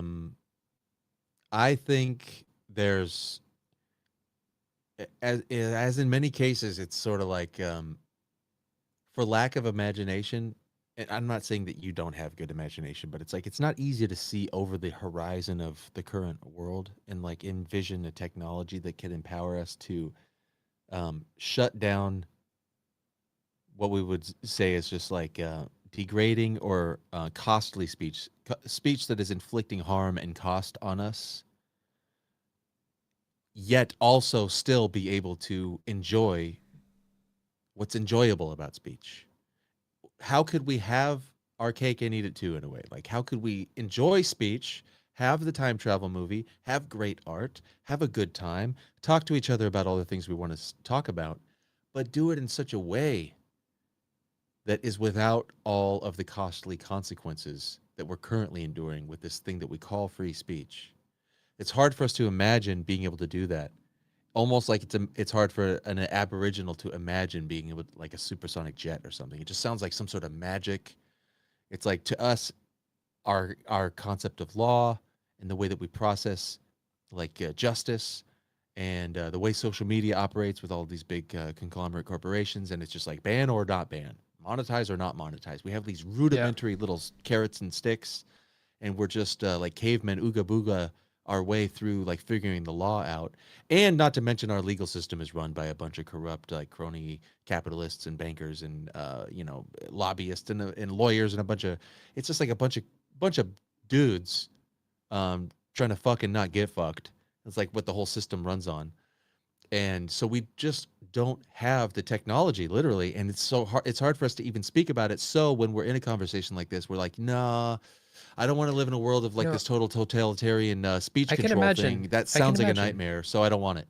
if we can make it a way that we can actually have, so like in a lot of conversations, if you're talking legally, we're talking black and white, and if we're talking like human, like a fucking human, we're talking like this is like a spectrum where it's like 0 to 100. It's not fucking black and white at all. And if we could somehow make like a legal system that sees it in the spectrum way, then that would be cool. I don't know how that works, but that would be the solution, I think. Do you think there should be weeds allowed to grow in a garden?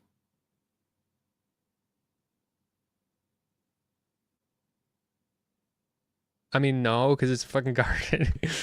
Yeah, right. Well, how do you feel about gardens? You for them or against them? Love gardens. Yeah. Do you see the society or the nation or the culture that we live in more like wilderness or like a garden? But you're saying you have a vision of what the garden. This is why free speech is important, okay? Because you have a vision of what the garden should look like, but your neighbor thinks it should look different. And what right, you my think, neighbor thinks it should have weeds in it. No. But yeah, but they think the thing that you're calling a weed is a rose to them, and the thing that you're growing is so you and disagree. Which one of us is right? Yeah, but is a dandelion a flower or a weed? I think it's a weed. And is it empirically a weed or not? And does it belong in the garden? Is it invasive? Is it corrosive? Is it undermining? Is it wrong to have it in the garden? Or does it belong there or not belong there? But there isn't an empirical is what it a weed orderly is. or out of order? But there is no objective truth there. That's just what we choose. Right. It's a choosing. So if we limit free speech, then we are limiting the vision of what the garden looks like. That's actually like the definition of a garden. It's literally just limiting what's allowed to grow and cultivating what is allowed to grow. All right. So I think the United States should be a jungle. Yeah, exactly. Right.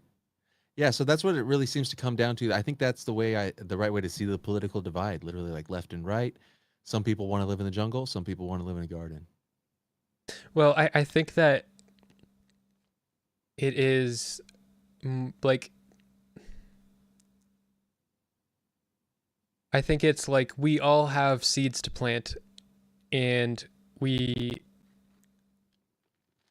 think that the outcome of everybody planting their seeds should be something beautiful and that everybody can live with. But I don't think I think that like the way with social media is affecting that process is making it more negative than positive. And I think that is the big problem of free speech right now. Right. Right now, what we have deciding what the garden looks like is the moneyed interests of algorithm big tech. Yeah. So big tech is deciding what goes in the garden and what doesn't, and big tech has all sorts of interests that are not human, and they're very private, and they're based on advertisers, and they're based on influence models, and they're based on algorithms, and it's not very sophisticated. It's very it's actually super it's like I had a friend that like worked like doing like software that targets spam emails so that you get the perfect spam email to make you most likely to buy the product based on the big data that they've got about you and shit. So like one person will get an email that gives you 20% off of this thing, and another person will get one that gives them 80% off. And like maybe one person, it doesn't say anything, it just suggests you buy this, and all this is like target. And he said that like tragically, like depressingly, like the smartest people he's ever met in his whole life was working on that. Some of the most profitable stuff to do. Yeah, and it's very interesting too. Yeah, smartest and sometimes the most cruel or the most clever, the most manipulative. Those people will be drawn inhuman. To Yeah. They'll be like, yo, I can get my claws deep into people's minds and all the way into their pockets. But when they go home to their family, they're human. But it's I think it's the coldness of the company, the coldness of the profit. You know? Yeah, so I think that's really it. So we're just, we could talk about it all day and it would be fun. But really, the fun part of that kind of conversation is really it's a thought experiment to figure out like why do we value what we value? Who am I?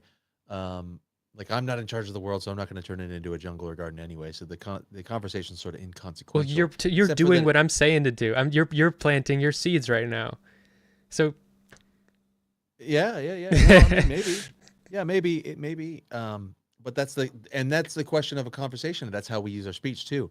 Am I acting am I spreading, am I a weed? Am I taking up space in the soil with a bunch of, fruitless roots? And should I be plucked up and thrown into the compost to feed something better? so what if What would someone make the decides garden you're a better? weed? Yeah. So what if What people if? tell you you're a weed? Then I call them a Nazi. Yeah. Yeah.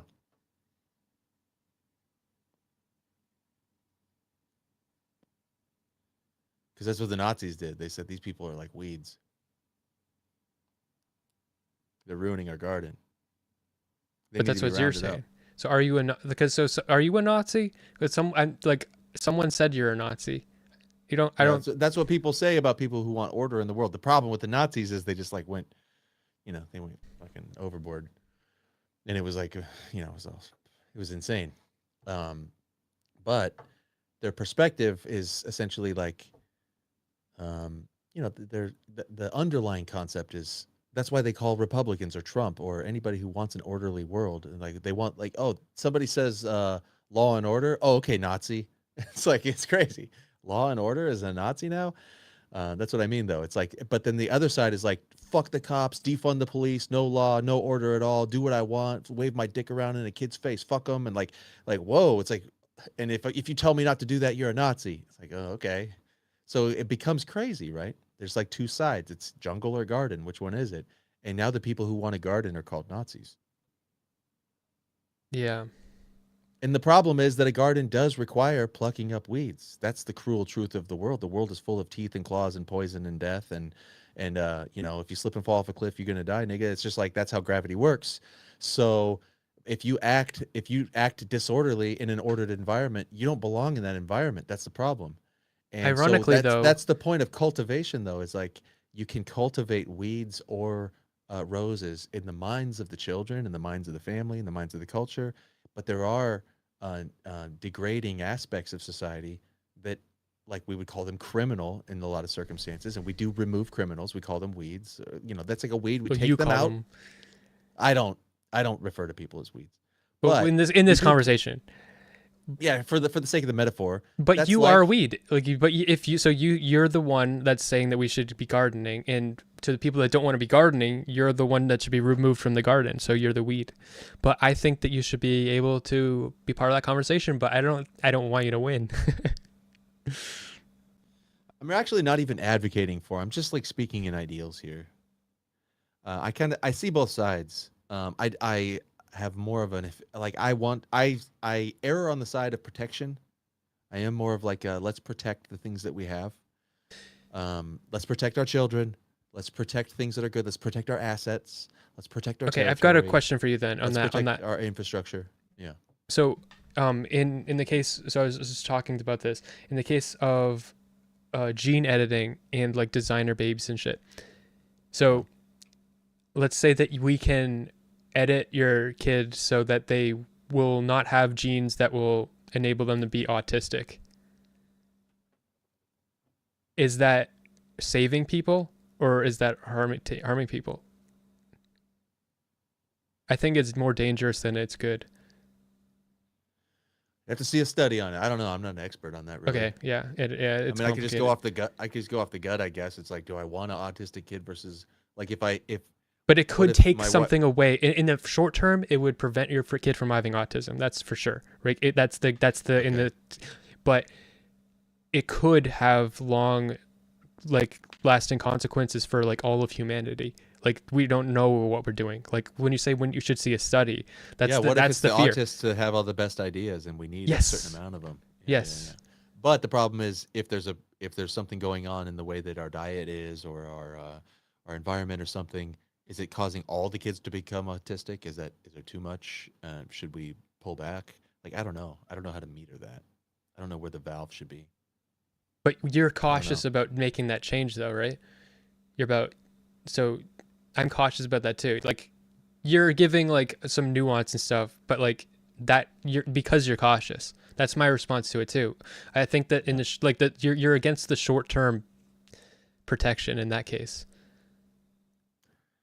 Um, I'm currently considering. I just read Elon Musk's biography. It just came out. It's a good read, and it's interesting. Part of the underlying theme that the author discovered by spending time with Elon is that the way he makes decisions, the way he's run his companies into like fantastic success, he has this sort of like radical view of cut out everything that you can. Like and he assigns people these aggressive positions of cutting shit out of their organization. Take parts away. That his motto is like the best part in his engineering model, the best part is no part. Can we eliminate this piece? Is there a way to get this gone? Do we actually have to have that? And he wants people to cut. And part of his philosophy is if he'll say like if 6 months from now, after you go through this big cutting period, if you don't have to add some stuff back, you didn't cut enough. So the idea is to cut so much that you go, wait a minute, we actually fucking needed that. No, okay, we got to put that back. That's not an L. That's not like a mistake. That's that's evidence that we cut enough. And if we cut a bunch of stuff and we didn't have to put anything back, you could have cut more. So he's like, take things away until you know what you absolutely do need, and then put that back. But the problem is like there's an erosive aspect to organizations, to culture, and things like that, and it's possibly related to the reason why civilizations rise and then they eventually collapse under their own weight. In a way, we accumulate and accumulate, and then after a while we're like, wait, we don't want to outlaw stuff. We love all this stuff, like a hoarder almost. It's like, no, what would be best would be to get rid of a ton, and then maybe we would realize what we actually still need and keep that. But we should keep what we actually do need instead of being afraid to lose a bunch of stuff we don't need. I think the fear of losing things is maybe overdone in us. As an instinct, we have an instinct to accumulate. Like, no, we need all of these different types of art. Do we, though? We need all of these different types of movies. Do we? We need all of this different type of music. Do we? Or what if we just had the music that we need? What if we just had the art that we need? What if we just had the movies that we need? What if we cut out Wet Ass Pussy and we cut out gangster rap, and like I'm just like picking some. What if we cut out Marilyn Manson? What if we cut out Mr. Girl?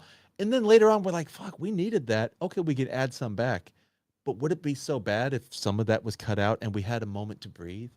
What if we just limited it until we figured out, wait a minute, now we can bring something. Where's the control? Where's the pullback mechanism? This is the thing. It's always just accumulate until we destroy ourselves and we all have autism or whatever. But okay, but I agree with that philosophy on a personal level, like full-heartedly. But on a societal level, I see it as everybody should be doing that within themselves, and for us to cut it out for because one Marilyn Manson, Mr. Girls is good for someone, like, and Marilyn Manson is good for someone, and so for someone else to cut it out because it's bad for them, like I feel like we all have to be protective of ourselves and our family and from culture and stuff. And I think the social media companies are responsible for shoving shit down our throats that's bad for everybody, But yeah, what if it's good for one person and bad for 30 people? Do we keep it? Keep it, but just make it so that make it so that it's like in a way that the one person that needs it gets it and others don't. But what if you don't have that option on the table? What if it's just like, if it exists, it's going to help one guy a lot and it's going to hurt 30 guys a lot, and that's just how it's going to be? I need that option. That option is my solution. I need that. But if without it, I know. But I'll engage. I'll engage. That's the imaginary part. Yeah. Well, I do think we have stuff like that. Like if we didn't have algorithms feeding us shit, then it is much more selective, and it is much more. You seek out what you need, and the stuff that makes sense to you and your community and stuff. You can find that, and it's there for you, and you don't need it. It's off somewhere else. I think it's the algorithms that make it so that it's all fucking. Let's. What do you think about shifting? We can keep this and shift it into a different realm. Do you cool with that? Sure. Like carry this conversation forward a little bit. A little bit, yeah. I'm thinking about, so like I was saying, like we might be in a situation where it's hard to even imagine how it could work. That we do feel free and we have the art that we want and we're happy with it, but we also have limited it. Right now, it feels like limiting it would just put us in North Korea immediately. So we're afraid to limit. How could we feel free and enjoy and feel like we're in nature, but also it is a controlled garden and there is a wall and the soil is always good and there's not a bunch of weeds everywhere, but we're also just enjoying the shit out of it and we don't feel limited. So how could we have both? So do you think about are you a person who thinks about the future very much with like, are you a person who thinks about the future? And I mean like futuristically, I don't mean just like thinking about next week or something. Yeah. But do you think about the futuristic future that we're moving into? Yeah. The AI future. Yeah, AI future or the, whatever's coming, the singularity future and stuff. Are you like a star? I don't know. The genetic sci-fi? engineering, future, What are your thoughts space about exploration future. What do you think it's going to be like to be a human? It's all scary. It's all scary. It's all of it scary. Every part of it. I mean, like every part of it has scary implications. Like all of it could be great, but we're gonna have to every single one of these things. We're gonna have to. There's gonna be growing pains in every one of these ways, and they're gonna happen more rapidly and more fast. People are not ready for AI. They don't. Yeah. Yeah. Yeah. Yeah.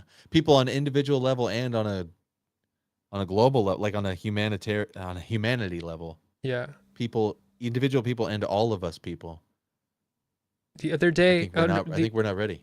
One of the first things I did when I made a Twitter account is I made like just for like fun. And it looks so awful because it's designed for like women. But I used one of these AIs to generate like nudes of myself. Like it took a clothed picture of myself and I had it like make me naked, and it was like weird, very weird looking. But but we're gonna live in a world where like literally if you have photos of yourself online, like people can see you nude. You know what I mean? So yeah, that's like next 10 years or so. There's did you see the new thing that did you happen to see Mark Zuckerberg and Lex Friedman did a podcast together in the metaverse? I didn't see it. Well, they sat together in virtual space with virtual avatars that looked lifelike. And the trippy part was like Lex Friedman, this was his first experience, and he was sitting there with Mark Zuckerberg. Zuckerberg's in California, Friedman's in Austin, Texas. And he couldn't stop tripping out. He's like, holy shit, I'm in the same room as you. And he was like, whoa, we are together. He's like, this is eerie. I feel like he's like, we've done jujitsu. Like I've choked you out. I've been in physical space with you very close. And this feels like the closest I've ever been to you. With this avatar that he was with, he is like, yeah, I know. And they're like looking in each other's eyes and talking to each other in virtual space. They already have that. And that podcast is from like last week. So, and some of the conversation they had was, well, how hard would it be to produce a virtual lifelike avatar? Could I sit with my dead father? Could I sit with a celebrity? Could I sit with a porn star? Could I sit with anybody I want in this space? Can I create, like you said, like, can I take the girl I have a crush on and make a naked version of her and sit in a room with her? And yeah, it's going to be more real than real. It's going to be weird. It's going to be more real than real. It's going to, because like there's a phenomenon like that I'm having in the back of my mind where they were testing people's like one fucking hormone, like one of the chemicals in your brain that you get when you're like in love. And they had this on someone's brain and they got it like, so they're doing some experience and then they got like a message from his girlfriend and then it spiked up like fucking crazy. But all the shit in the real room, like all that kind of shit, like didn't do anything. But like seeing a text, like having that actual disconnection is somehow more real to us. Like, because we have some sort of control over our imagination of it. Our imagination runs wild. So I think that we're going to, like, the experience of being a human is going to be like so much more extreme, you know? I think so too. Yeah. I've actually been noticing that in my life because I'm extremely online now, as having become a streamer. Right here where I'm sitting in this chair at my little command station here, I got monitors all over, and I got all my gear, and I got the stream going, I got the chat, and I got the Discords right there. And I'm in my virtual environment already. Yeah. And I spend a lot of time here.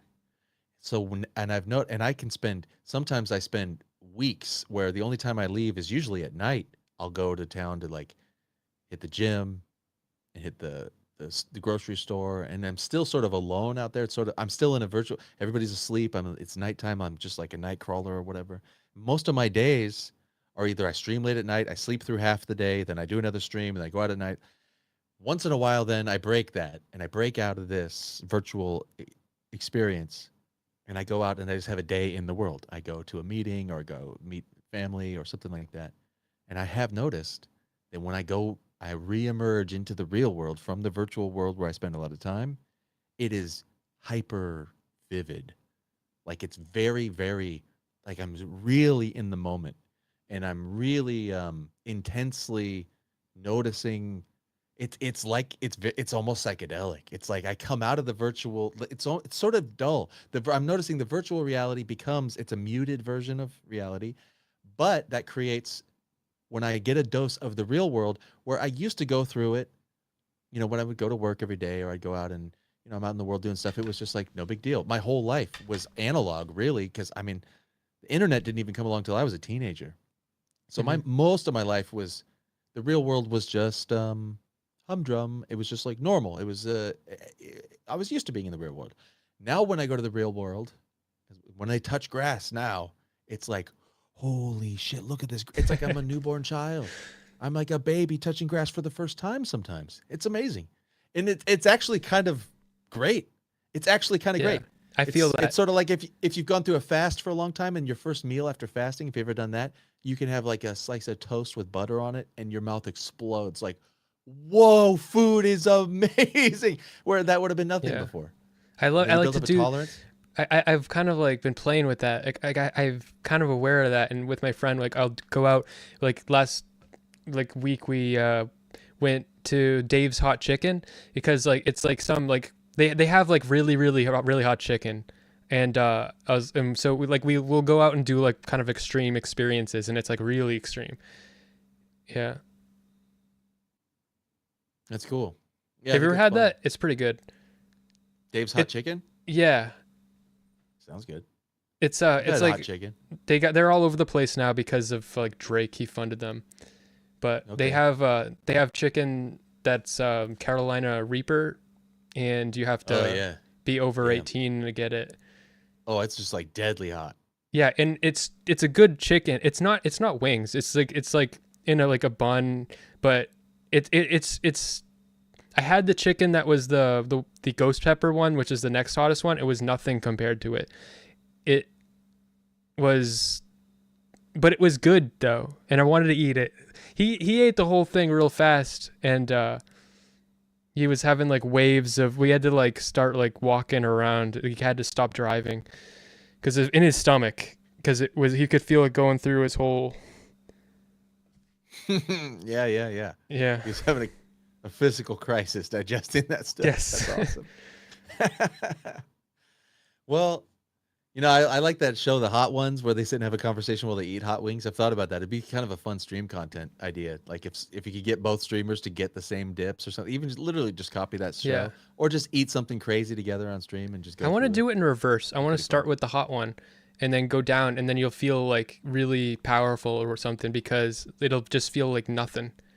You've already had all the capsaicin. Hey, let me say thanks real quick.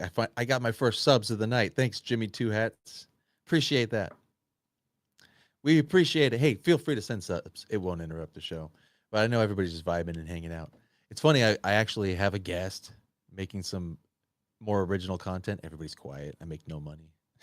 It's funny, but it's fine. It's nice having you on. It's fun having a talk. So yeah, so I shifted it from we talked about speech, we talked about gaslighting. Do you want to go back to the gaslighting thing at all? Do you think you want to circle back there? Do you I don't think know. it's I wasn't sure last night if you were actually they were accusing you of gaslighting them by using the word gaslighting. Yeah, It's like ironically, unconventional. yeah, ironically I they were. couldn't tell. I actually thought that maybe you were being hilariously ironic and you were intentionally gaslighting them by doing that. And I thought that was a No, really funny but they setup. got me to I'm gonna admit gaslight that them by saying something is gaslighting. they got me to admit that I was gaslighting them, but I was being facetious and I thought I was open. But the thing about like when I call out shit like that, like in fucking online streamer space, we literally gaslight each other all the fucking time, and we don't even know it. The way I'm saying it, the way we've agreed, is this happens all the fucking time, and because it's not actually like me talking to you isn't just me talking to you, is people watching, and so I'm not just talking to you, and you're not just talking to me, and that makes us like do this, and so when I call out things is like part of my thing is like talking about things that are like immoral and stuff that people do, but like I'm not moral. I do shit like this all the time. Like I called out someone named like Pixie because she like said that she said like what her preferences were, and she said like on Twitter that her like fans could message her and with a photo, and then because she was lonely and she wanted to find somebody, and I was like that's an unhealthy way to interact with your community, and it puts her in risk too. And like people are like, you're being weird. You're like, no, she's not a horrible person. I believe her that she's desperate. I'm not calling her out or condemning her. I'm just saying this isn't a good thing.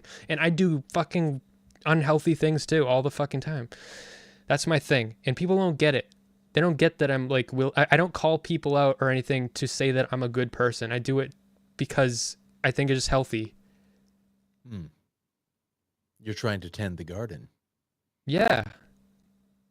Yes. Yeah, you freaking Nazi. That's why. But I'm tending the garden by planting seeds though. I'm trying to get rid of the weeds by planting more weeds on top of them.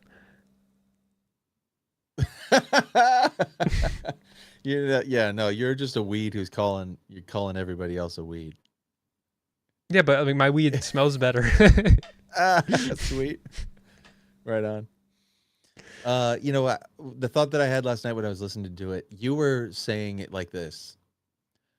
You're like, it's gaslighting because you're saying that somebody else's feeling is wrong. That's the definition of gaslighting. And I don't think that's true. I think you're saying that inaccurately. I think it's an inaccurate hard. definition. That's the thing. It's so fucking hard in the panels because you got 3-4 people. I know you're specifically talking about the panels, but if you were to phrase it like this, here's if you were to be able to phrase it this way and for this to be accurate, then you would be right. If you were saying you're telling them that they don't actually have that feeling. If you were saying that feeling you're saying you have, no, you don't. That would be actually gaslighting. You don't feel that way. Come on. No, you don't. You think you feel that way, but you don't really.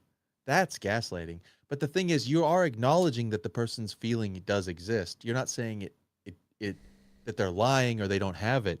You're saying you disagree with the thought construct behind the thing that is leading to that feeling that they have. You're saying, oh, the presence of that feeling is due to an erroneous thought construct in your mind.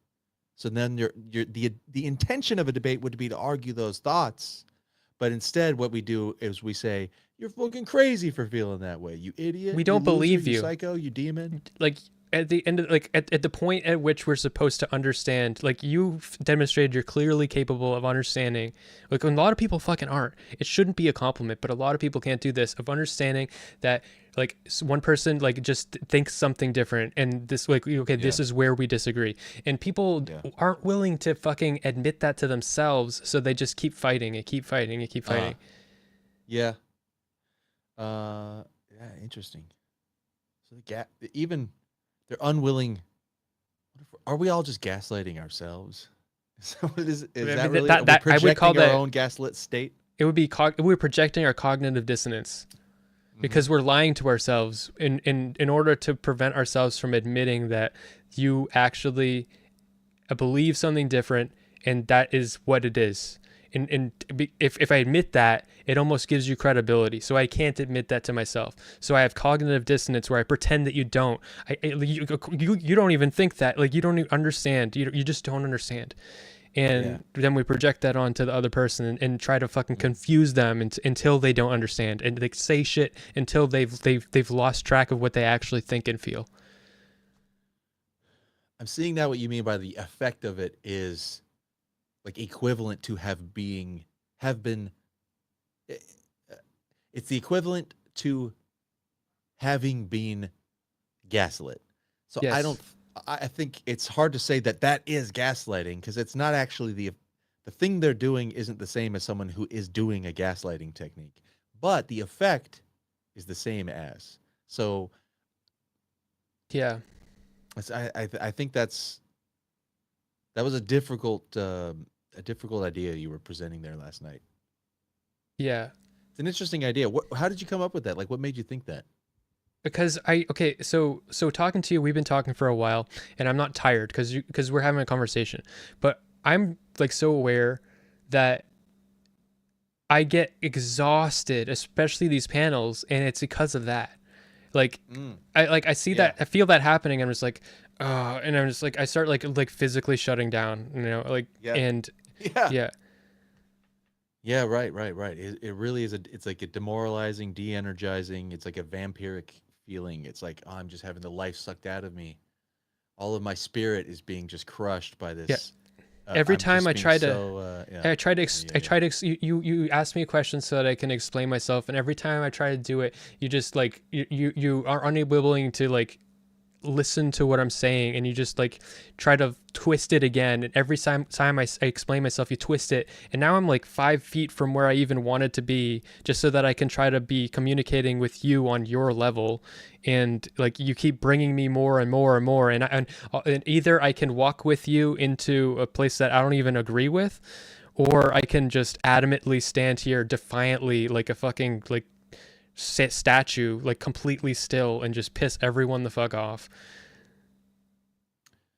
One of the most useful bits of like perspective came to me from a Jew, by the way. A Jew named Marshall. Well, that's Rosenberg. 1 point for the not Nazi table. There you go. You gotta give yourself credit there. Yeah, that's why I wanted to put that out there. I learned a lot from this old Jew. Marshall Rosenberg has this, I encountered this philosophy or concept he has called nonviolent communication. And actually dabbling with it, I found to be quite dangerous, because it's almost like you put matches in the hands of a child, they're going to burn the house down. If you give this little bit of knowledge to somebody who's going to wield it irresponsibly, it actually turns into a big old gaslighting thing. It's crazy. But the concept is really powerful. And it's really about, he calls it empathetic listening. Like the first step to actually communicating with somebody in a non-violent way. He says that the way that we communicate, and it's really what you're talking about, we communicate with each other violently. And where we are inflicting, or we are insisting, we are aggressively forcing on others our frame. And we're insisting that they see what we see. And we're insisting, and we're trying to get past what they're saying to what we're saying. And it's a form of violence. And the nonviolent communication techniques that he talked about, I found them interesting. And it was really about learning how to empathetically listen, which means hearing past the words that they're saying, because people are expressing the best that they can through words, but what you're listening and trying to hear behind what they're saying, what is the way that they feel that is attempted at being expressed through the words. Yeah, so I stumble with my words all the time, like, yeah, and I fucking say like all the time. But yeah, I've noticed that you're able to do that. You're actually trying to hear what I'm trying to say. like some Yeah. people just relish if you say the wrong, like if you misspeak a little bit, they're just gonna stick to that. Oh, I fucking got something to hold on to. Yeah. Yeah, and a lot of people, even in their own mind, they're not even aware of their own feelings. So how can you expect? And the feelings do matter. They matter a lot. They matter so much in the communication I was because trying to it's save you almost from like that because you were resistant to that thing a second. That's why I said the other thing. I was trying to save you from saying that because you were that the resisting feelings that earlier. matter. Yeah. No, they absolutely do matter. They matter a lot. And I was just saying, even if you would listen back to how I said it, the sphere that I've come from, the conversations, acknowledging feelings is a bit of a taboo in certain spheres because they're being giga chads and all that. It's like, Yeah. it's so, but the point is, in reality, we are human beings and we do actually operate based on the way that we feel. Literally, if you wake up on the wrong side of the bed, as they say, or if you're just grumpy, or if you're malnourished, if you're underslept, if you just have an underlying bad form in your feeling frequency in your nervous system, you're going to act out in a certain type of way differently than if you just if you got a good night's sleep and you got a good diet and you exercised and somebody said something nice to you and you're having a good hair day, you're going to act totally different. So the feelings do matter in communication. In the ideas at the end of the day they do come down to, well, yes is yes and no is no, and that's a fact. But in the expression of these things and searching for the reality with each other, the feelings that exist in the human beings that are interacting, they are crucial. They really, really are crucial. And a lot of times people can't express their own feelings because not only do they not have the vocabulary for it, but also they're not even aware of it. And for example, like we'll say things like, um, somebody will say, um, like what's a big extreme one? I hate Donald Trump because he's a narcissist. They'll say that. Hmm. What they really mean is when I hear Donald Trump say that, I feel angry. That's really what they mean. Or when he says that, it makes me feel powerless, or makes me feel frustrated, or makes me feel not represented, or makes It me feel reminds me of my dad. embarrassed. It reminds me of my dad. Yeah, yeah, Yeah. yeah. And my dad made me feel upset. He didn't understand me, which made me feel insignificant. And he reminds me of the guy who made me feel insignificant. So it's a feeling. They're saying that he makes me feel ashamed of the country because we have a guy who embarrasses me. I feel embarrassed. There's really a feeling, but the way they articulate it is, fuck that narcissist. But Yeah. really what they're saying is he makes me feel embarrassed, or he makes me feel Scared. afraid. Yes. Yeah. There's a feeling that they have that they're saying by in not my president, or fuck that narcissist, or orange man bad, or something. They're saying a different thing than what is the real meaning is. Oh, he makes them feel insecure, makes them feel threatened. And even threatened. He makes me feel threatened. Interesting distinction. Threatened is not a feeling. Threatened is a thing that I think I am, but fear is a feeling. Afraid is a feeling. You made me feel threatened is even something we say to each other.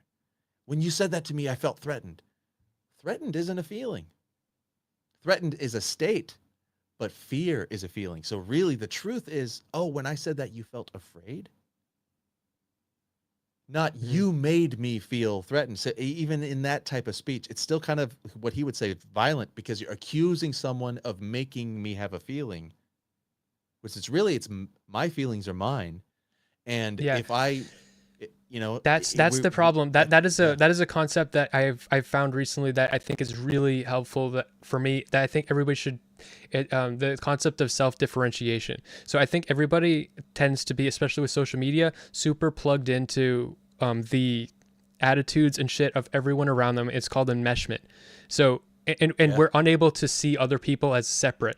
Like being able to see someone that supports Trump and like someone that hates Trump, like they might be like, I have to stop you from loving Trump. I have to stop you from hating Trump because you believing that affects me. But instead of that, you should be differentiated. No, I'm a different person. We are not the fucking same person. It's okay that you feel that way. I don't feel that way. You're not affecting me. Let me, there we go. That's handled. I agree. Yeah, the enmeshment is crazy. We really do. We're like become dependent on the way other people, dependent on their state to be in the way that allows us to be in the state that we want to be in. It's like until you see things the way I need you to, Yeah. I can't feel the way I want to feel. I feel again, they feel insecure, or they feel afraid, or they feel nervous, or they feel anxious, they feel ashamed, disappointed. Nobody want that feeling is we hunger for, satiating that. It's like a hunger. Hunger is actually a feeling. A hunger is a discomfort. It's a pain. So I'm hungry. Oh, my stomach is hurting, or my body is signaling a discomfort that will be solved by eating some food. So that's an actual feeling, and we might say, I got to get something to eat. But what's really being conveyed is I got a discomfort that I'm trying to solve. And so anyway, it's a keen insight when I latched on through this wise old Jew who taught me all this stuff. And he connects it really to just like if Hitler and the Holocaust had, the ability to understand the Jews, he wouldn't have treated them inhumanly and stuff like that. So there's always like that angle. But leave it to the most persecuted people in history or whatever to come up with a concept of really diving into what is at the root of why people do violence on each other or even speak, noticing that even the way that we speak can be categorized as a violent type of action where we're inflicting and forcing our frame on other people, and they're not willing to receive it. So we're literally just like aggressing it onto people and accusing them. And really, even the way that we set people up, like for example, with that one, it's like, you made me feel threatened. Even in that statement, it's an accusatory statement. You made me Hmm. a way, and you were there for threatening toward me, and my feeling is justified, and I'm calling my feeling threatened. You put me into a threatened state. So essentially, you put me into a self-defense situation, which justifies my retaliation upon you. And now we're That fighting because all of that. that is the worst thing. I blame Trump for this one, but Let's go. but I think that there's and Mr. Girl wrote a pretty good article about this. But I've been talking about this before he wrote this. But he gave me the lexicon to relate it to Trump. Okay. But Okay. I think that I think it comes back to him, this wave of a type of morality that's comparative, where people will see someone doing something bad and they think that means that anything bad they do to them is justified. So if I see you, if you cheat on your partner, then I can go beat you up. Like Right. and I could post on social media and be like, yeah, but he cheated. He's a scumbag. He's a loser. Yeah. And then people are like, Right. yeah, fuck that guy. I go through that all the time. I got a couple people who are mad at me for this or that thing on the internet. I made a joke about them, or I didn't say the thing they wanted me to say about a subject at the right time. And so now every time I say something on Twitter, it's like, um, why would anybody listen to you, you fucking wife beater? It's like that kind of thing. They'll use something as a justification. Literally, it's giving themselves license to be angry at me. It's actually about something else. They don't know my wife. They don't know what happened. They don't care. It's actually just giving themselves the excuse to hate or to try to incite hate toward me because of, like you said, if you cheated on your wife or if you hurt your wife, everybody is now it's fair game for everybody to hurt you. So it's really Yeah. signaling to the mob, hurt this guy, hurt this guy. He hurt a woman. That's really what he's saying. But if you didn't beat your wife, you wouldn't be the man you are now. I mean, Ben Thorpe just entered the chat. Yeah, based. Based. I mean, that's true though. True. Like, Dude, if I didn't marry her, if I didn't get into a 10-year situation of being married with her, she in a way, the way you asked me, circling back to, do I have resentment toward her? For real, like truly, I see her as like, she's like my guru. She's like my master in my life, like a martial arts master, like a wise sage in a way. Like in the old in the Buddhist lexicon, like the master is the one who comes and like beats the disciple until all of his foolishness is gone. Um, she just came and fucking destroyed my foolishness by just being a like that when she went demon mode on me, she was killing my immaturity, and she was beating Hey, the foolishness you out of had me. to grow And up. she made me suffer for how much of a fool that I was. And for that, I truly am grateful. It sucked. I hated it, and I hated her for it. But the result was actually like the best parts of who I am now came through the suffering that she inflicted on me. It's crazy. Yeah. So I mean, it's And true. yeah. What are you smoking? It's tobacco. I just smoke tobacco. I'm just curious. I used to smoke weed in my 20s. It's been a long time, but I just like to smoke, and it's a stimulant, and it's a little bit of a habit. But yeah, I just got like a little box of tobacco leaf, and I used to roll cigarettes. I found that first of all, you always got to fetch the paper, and then you got to roll it, and then you light it, and it goes out. And you got to relight it, and then when it gets too close, I either got to trash it or it burns my mustache. And a pipe. Turns out we invented a tool a long time ago for smoking tobacco, and it's perfect. So I got a pipe. Yeah. And so I don't got to buy a pack of cigarettes is like 10, $12 Oh now yeah. in California. It's crazy. And they taste different and they smell different. I don't know what they're putting in there. I just buy a big old pound of tobacco for like $20. Lasts me like 2 months. And I can just smoke my pipe at the desk, and I got an ashtray, and it's cool. But everybody, people always want to call me a hipster or say I'm corn cob LARPer or something. It's a tool, dude. It just keeps it away from my beard, and I can just pack it and unpack it. It's a pipe. People have been smoking pipe for 1,000 years, and people want to make fun of me. I don't get that. Not that you're making fun of me, but yeah, I'm just smoking tobacco.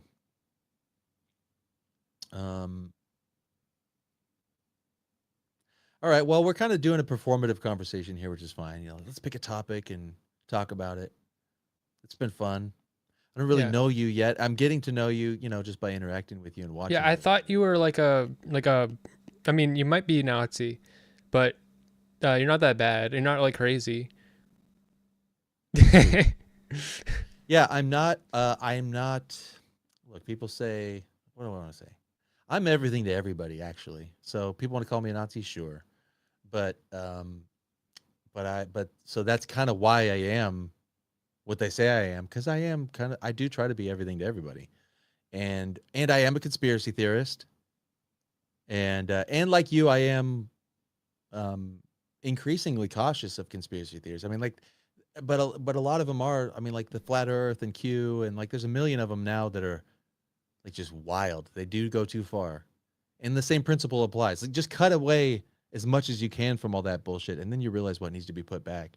But I do think that it doesn't matter. But I'm convinced to a degree that like many of the Nazis are, that there is actually like there is somewhat of a secretive cabal, if you want to call it that, or there is somewhat of there's a moneyed elite that has an agenda that doesn't align with us. Jewish. A lot of them are involved in it. Yeah. It Okay, just turns out that for whatever reason, a lot of them have Jewish last names, but not all of them. This is but a what lot of okay, them. yeah, this is my okay, I don't see I've settled instead of conspiracy theories, I see incentives.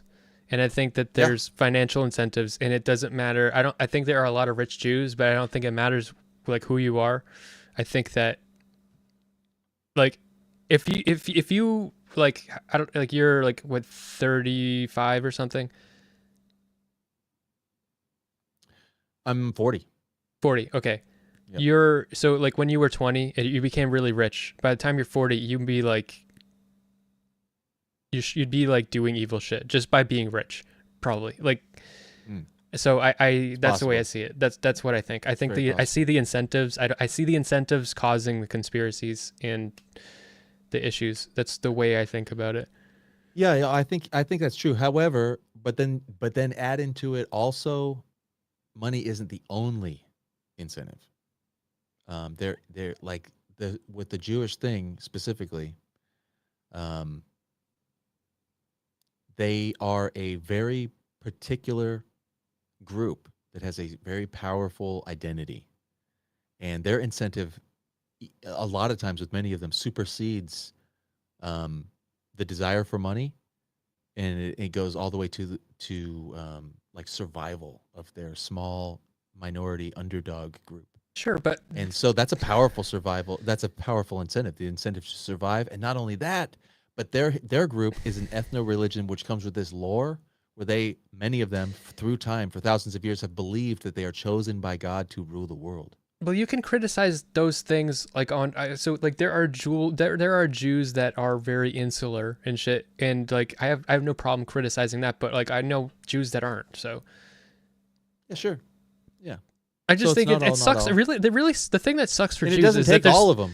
it sucks that there are like rich Jews. There's a lot of rich Jews, and that makes all Jews like look. The fact that Israel exists makes Jews look bad. Like, and I mean, so I feel really bad for Jews. So the solution is to just take money away from Jews, and then the problem solved. No more anti-Semitism. No, it doesn't even have to Just be kidding. targeted at Jews though. Like I think just Just fixing, take everybody's money away. yeah, like fixing Based. inequality, in my opinion. I mean, I'm not like a tanky or anything, but I'm against, like, I don't think that the like social media like companies have a lot of control over free speech, and it shouldn't be like in the hands of like social media companies and shit like that. So What do you think about ethno religions? I think it's weird. It is weird. It is absolutely weird. Weird good or weird bad? Bad. I think religion is bad. May I take that? I take that for what you will. I think I'm a moral person, but I think religion is bad. It can be good for some people. And I think that ethnicity kind of is bad. I think cultural appropriation is really good. It's a force for good because I think it is the melting pot. We need to like every culture should steal and eat everything up from every other culture and shit it out until like we have all the best shit and mix it all up. That's what I think.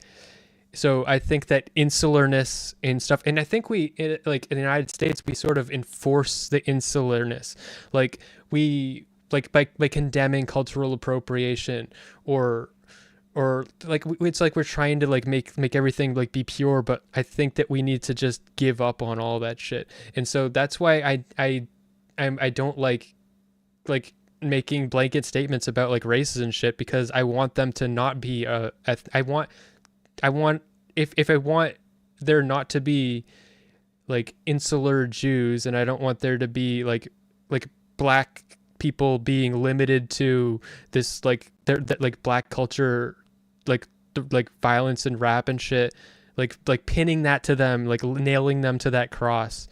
Like I don't want to nail any race to any cross, you know?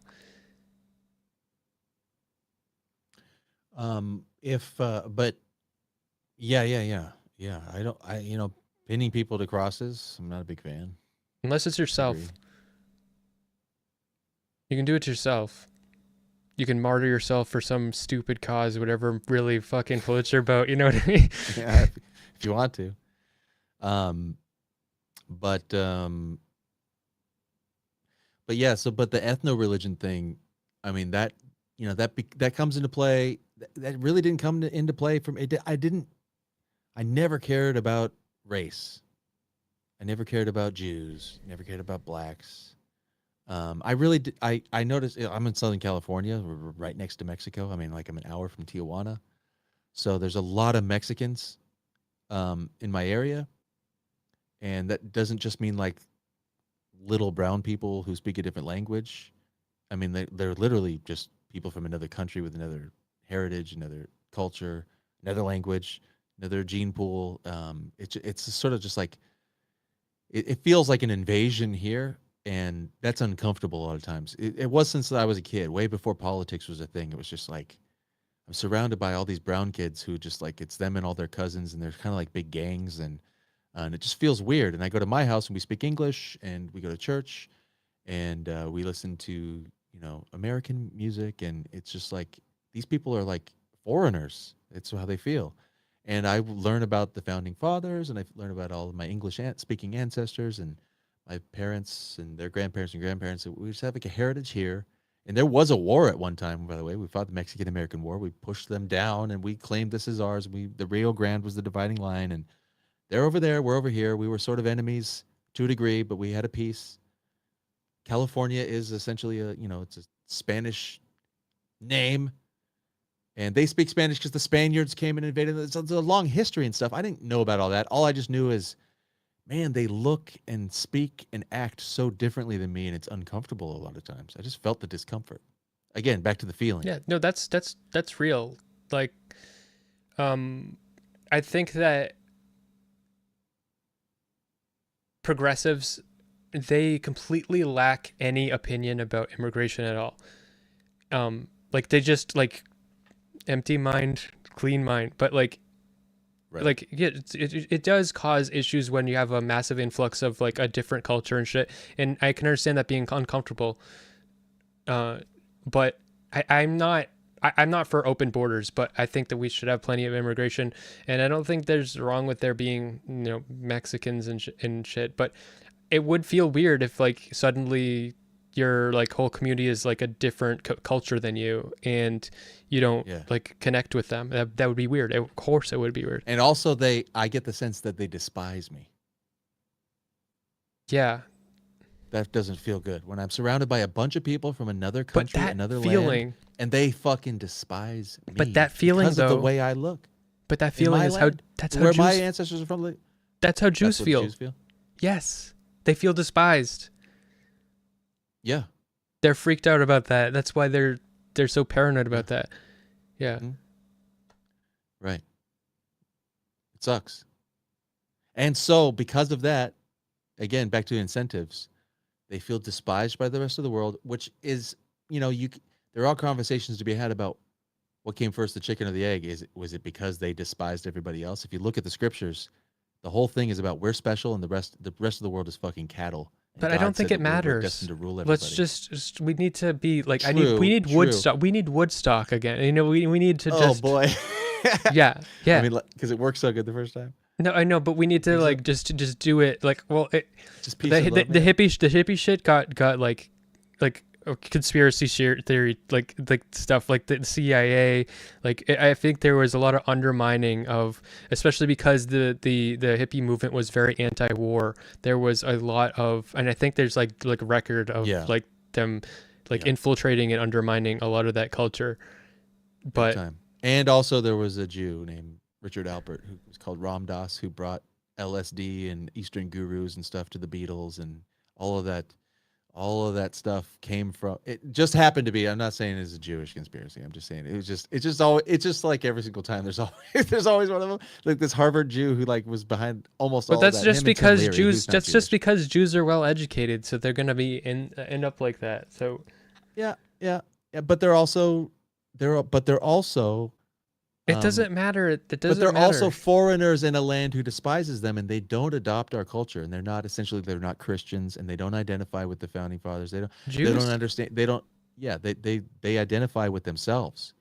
That's the thing. That's the thing. They're like the eternal foreigner. That's what they call them. No, I don't agree. I don't agree. Okay, so.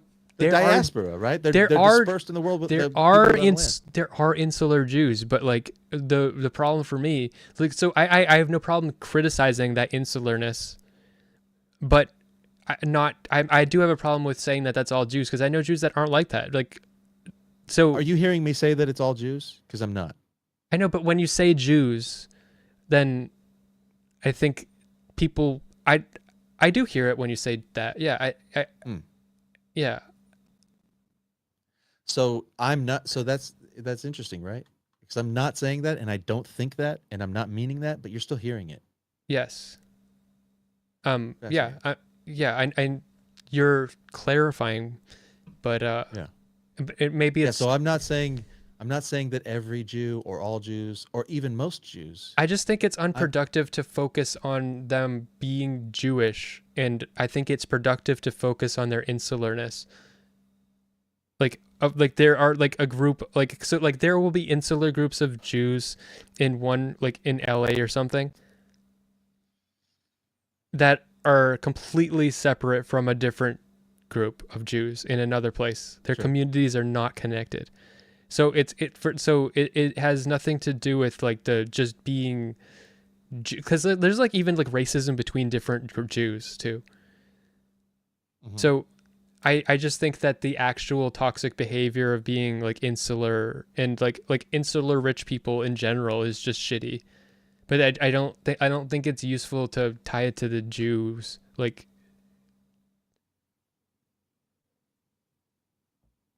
Well, I mean, it might. I don't know. I don't know if I agree with you that it's not useful, because they are. It's like they are a special case. There's not another one that's really like them, right? And there is but something very special about they have this ethno religion, tight in group, high IQ, like high intelligence, very clever and crafty, and also tied together through time, bonded by their persecution. They have a big narrative of like it that goes all the way back to fucking Moses yeah. and Adam and Eve. And so like that's a very special, unique thing. And to me to be like, don't focus on that. That's not useful. No, but Why no, wouldn't it be? no. Like, but you can talk about like those things, but when you say Jews, like like Yeah. It sounds a certain kind of way. I know what you mean. no, yeah, that like I don't like it when there will be like someone weaponizing to shut someone up about in a conversation. They'll be like, well, the history of the Jews is like, and then they like, oh, but they were the bankers because of this. Like that's annoying. Like that, like Mm. they were the bankers because ancient Egypt or something. That's like annoying. I'll call that behavior out, but I won't say Jews are like that. Like even if, and I don't believe this, What do but you mean? even It's annoying when people say that, or it's annoying that that's true? no, What do you it's mean? annoying. It's annoying that people. So if you're trying to have a conversation about like Nazi Germany, all right, and the like the person you're like, so you're trying to say like, um, you're trying to talk like, so you were talking about like violent like language or like empathetic like listening, and how there's this the theory from this guy is that if like not if Hitler had empathetically listened to the Jews, like if you want to have that kind of conversation, like part of that conversation is going to be that there were a lot of like Jewish bankers and that pissed a lot of people off, and that there was like racial tension and that existed. And then Mhm. if you want to have that conversation, you want to have empathy there, like empathy about like how the Jews were feeling and how their experience and how the Nazis were feeling and why they reacted and what was happening in the culture. You're gonna have to like there. I've heard people shut that down by saying, yeah, but the Jews they were in like ancient Egypt and they were forced to do certain jobs and that's why they're bankers and so that doesn't matter in this conversation. That doesn't like so that is annoying. That shuts down the empathy conversation because I think that we have to, like the Jews need to empathize with Nazis and Nazis need to empathize with Jews. Like there needs to be understanding and shit. But so those behaviors of shutting down the conversation with history, I don't like that. But not all Jews do that too. Like it's just I just don't like tying it all to Jews. I think that anybody's capable of it. And I know Jews that aren't like that, and I love them. So Yeah, I don't have I don't know a ton of Jewish people. I know a handful. So I don't have like personal like, oh, I fucking hate Jewish people. There's nothing like that. But this conversation was brought up during like I said like I called myself a conspiracy theorist, mhm. right? So I don't think the Earth's flat. I don't think Q and the white hats are gonna take over the government or something. There's a lot of conspiracies that are goofy, but I also do believe that there are groups who are involved in conspiring with each other toward certain ends. And another name for that would be like a gang.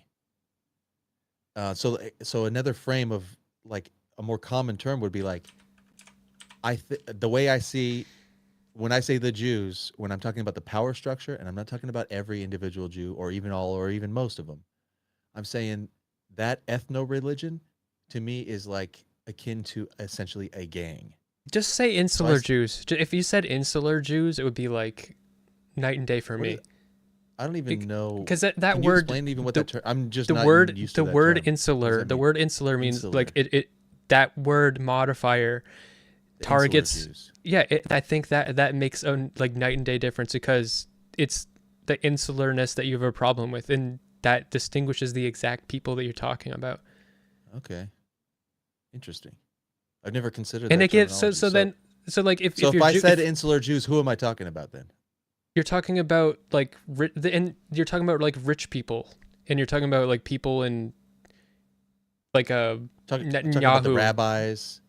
Talking about Netanyahu. Talking about the banker elite. Talking about okay. If But that works for you, also I'm okay with that terminology. also though there's another caveat that you like that would make is that there some of those people aren't Jewish. Like there's some of those people are like genuinely not Jewish too. Yeah, there are a lot of non-Jews involved in. Yeah, sure, true. Yeah, absolutely.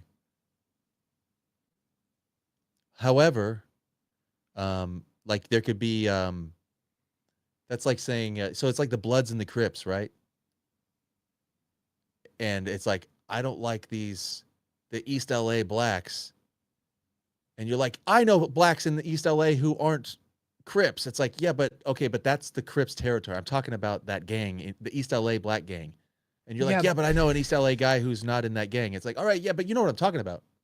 no, I'm talking but about that it's gang. more like you're talking. And you're like, It's more some like of them aren't even black. It's like, yeah, but you know what I'm talking about. no, but you're it's like more like you're saying just gangs in general because like I am really. Persian Jews. But there's one that's dominating, so that's the one that I'm kind But of Persian Jews in LA, you could like say there's like a very insular community of Persian Jews in LA. That is one gang, you know, like that is one like but that when you say Jews, you're making broad strokes that like make it like sound like you're tying a whole bunch of people into like one thing, and I don't think that's the case. Okay.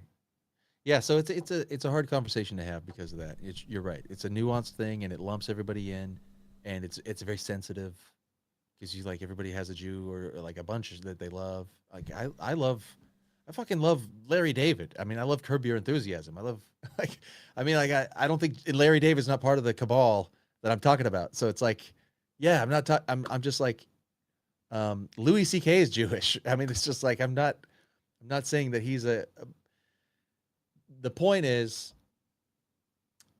um my affiliation or whatever or my interest in all this stuff didn't come from some innate hatred of a people group. It's not like a base racism or something. The reason I'm saying I'm this, well, saying is the reason I'm sorry, Go I'll ahead. let you say that. Go ahead. Okay, the reason Yeah, that go I'm the reason I'm is because like if so you said earlier that the Nazis like that was like they went like fucking crazy and they killed a bunch of people, they did a Holocaust basically, right? Yeah. And Well, and they destroyed all of Europe and it was insane. Yeah. yeah, if you want to learn from like that history, then I think that using the language of like just saying the Jews and stuff like that, that is a part of like the mistakes that they did.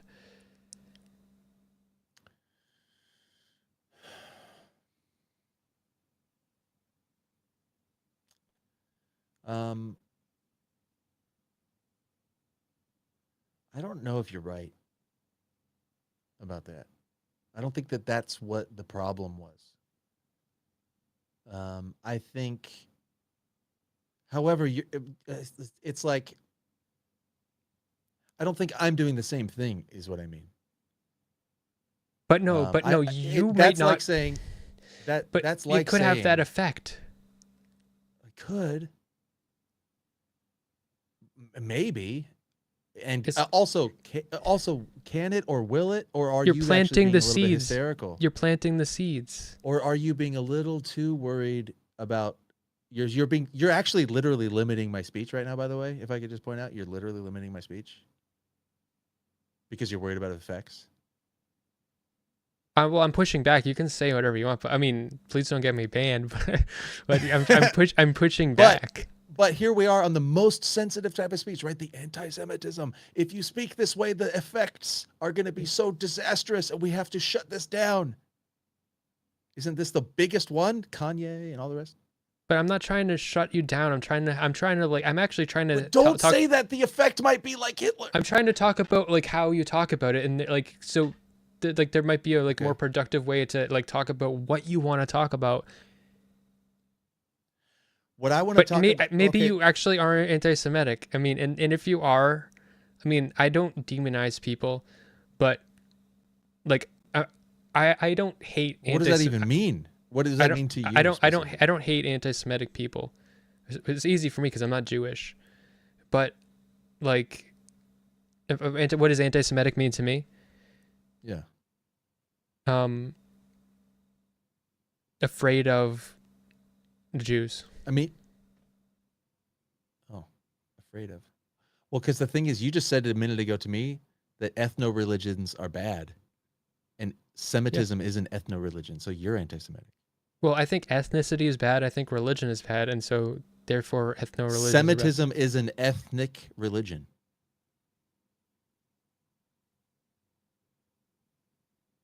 I don't. And you think both of those things are bad? I don't respect that as an ethnic religion though. Like, I don't. It is definitionally and in all practical terms, it's an ethnic religion, and you said ethno-religions are bad. Sure, but like. So you're an anti-Semite. What about Greek Orthodox? I'm Greek. Yeah. Okay. That's bad. So what's the word for anti-Greek Orthodox? Will you get banned off of Twitter if you say I am anti-Greek Orthodox?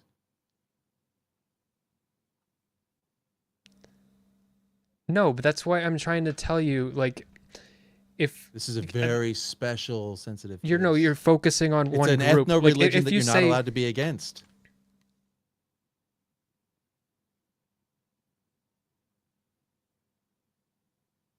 Yeah. But you told me ethno-religions are bad. There's no conspiracy theories about Greek Orthodox though. Because they're not conspiring to take over the world. Right. And so I think that if you tell people like if telling people that Jews are conspiring to take over the world is the seeds, and I think that there is language that you can use, like, I don't know, maybe you actually just are anti-Semitic. I'm not gonna just like, just start hating you because of that. I appreciate that. But like, I think that there are ways you can make your language more clear that are more pointed at exactly what you're talking about. Well, if you could help me discover a way to do that without feeling like uncomfortably maybe you suppressed can't. and limited. Maybe you can't. It's hard. It's not easy. It's hard. It's hard to like, I want to talk about the thing with the words that describe the thing accurately. But then the problem is, whoa. What's with the hate and the racism? And it's like, wait a minute. I'm talking about a gang of ethno-religionists who have billions of dollars, who are pulling the strings in the world and getting away with it. And I'm the bad guy. You're not giving Jews an out though. Like when you say Jew, like so if you don't like the insular rich Jews, then by just saying Jews, you're lumping, like, if a Jew hears that, they're hearing it's like you're talking about me, and yeah, if you use different, you can give them an out. You like be like, no, I'm not talking about you. Scary thing. Like if you think that rich people working together, like if that freaks you out, you're on my team. You're Jewish, I don't care. You're with me. You know what I mean? You could. But what I'm specifically, I'm worried about rich people working together to do bad things, no matter who they are. But also though, there is specifically this class within them and an agenda connected to an ethno-religion that seems insane to me. That's extra alarming. But so that's not the only problem, but that's like a big problem, right? And it's like, don't talk about that one though, because it's offensive. They I'm have an not, insane religion where they think that they're the chosen people from God but I don't. to rule the world. I've never met a Jew that was actually like believed in Judaism personally. That's the limitation of my human experience. But I've met a lot of Jews that just are complete atheists. Yeah. So I like the people that you're talking about, like I like it's like an imaginary thing to me. I've never even seen them. You know, like I've never. So Yeah. but in So I don't think you're saying you doubt that exists. I think you're saying you just don't have experience with it. no, what I'm saying is I know Jews that like I know like a decent amount of Jews that aren't that at all. What is the significance of you knowing a decent amount of Jews that aren't like that? Because I feel like because you are making sweeping statements when you say Jews. Like I'm no, telling so you- if you talk about like a specific like community, a rich community of Jews, like that, if you point at a specific community, I'm completely with you.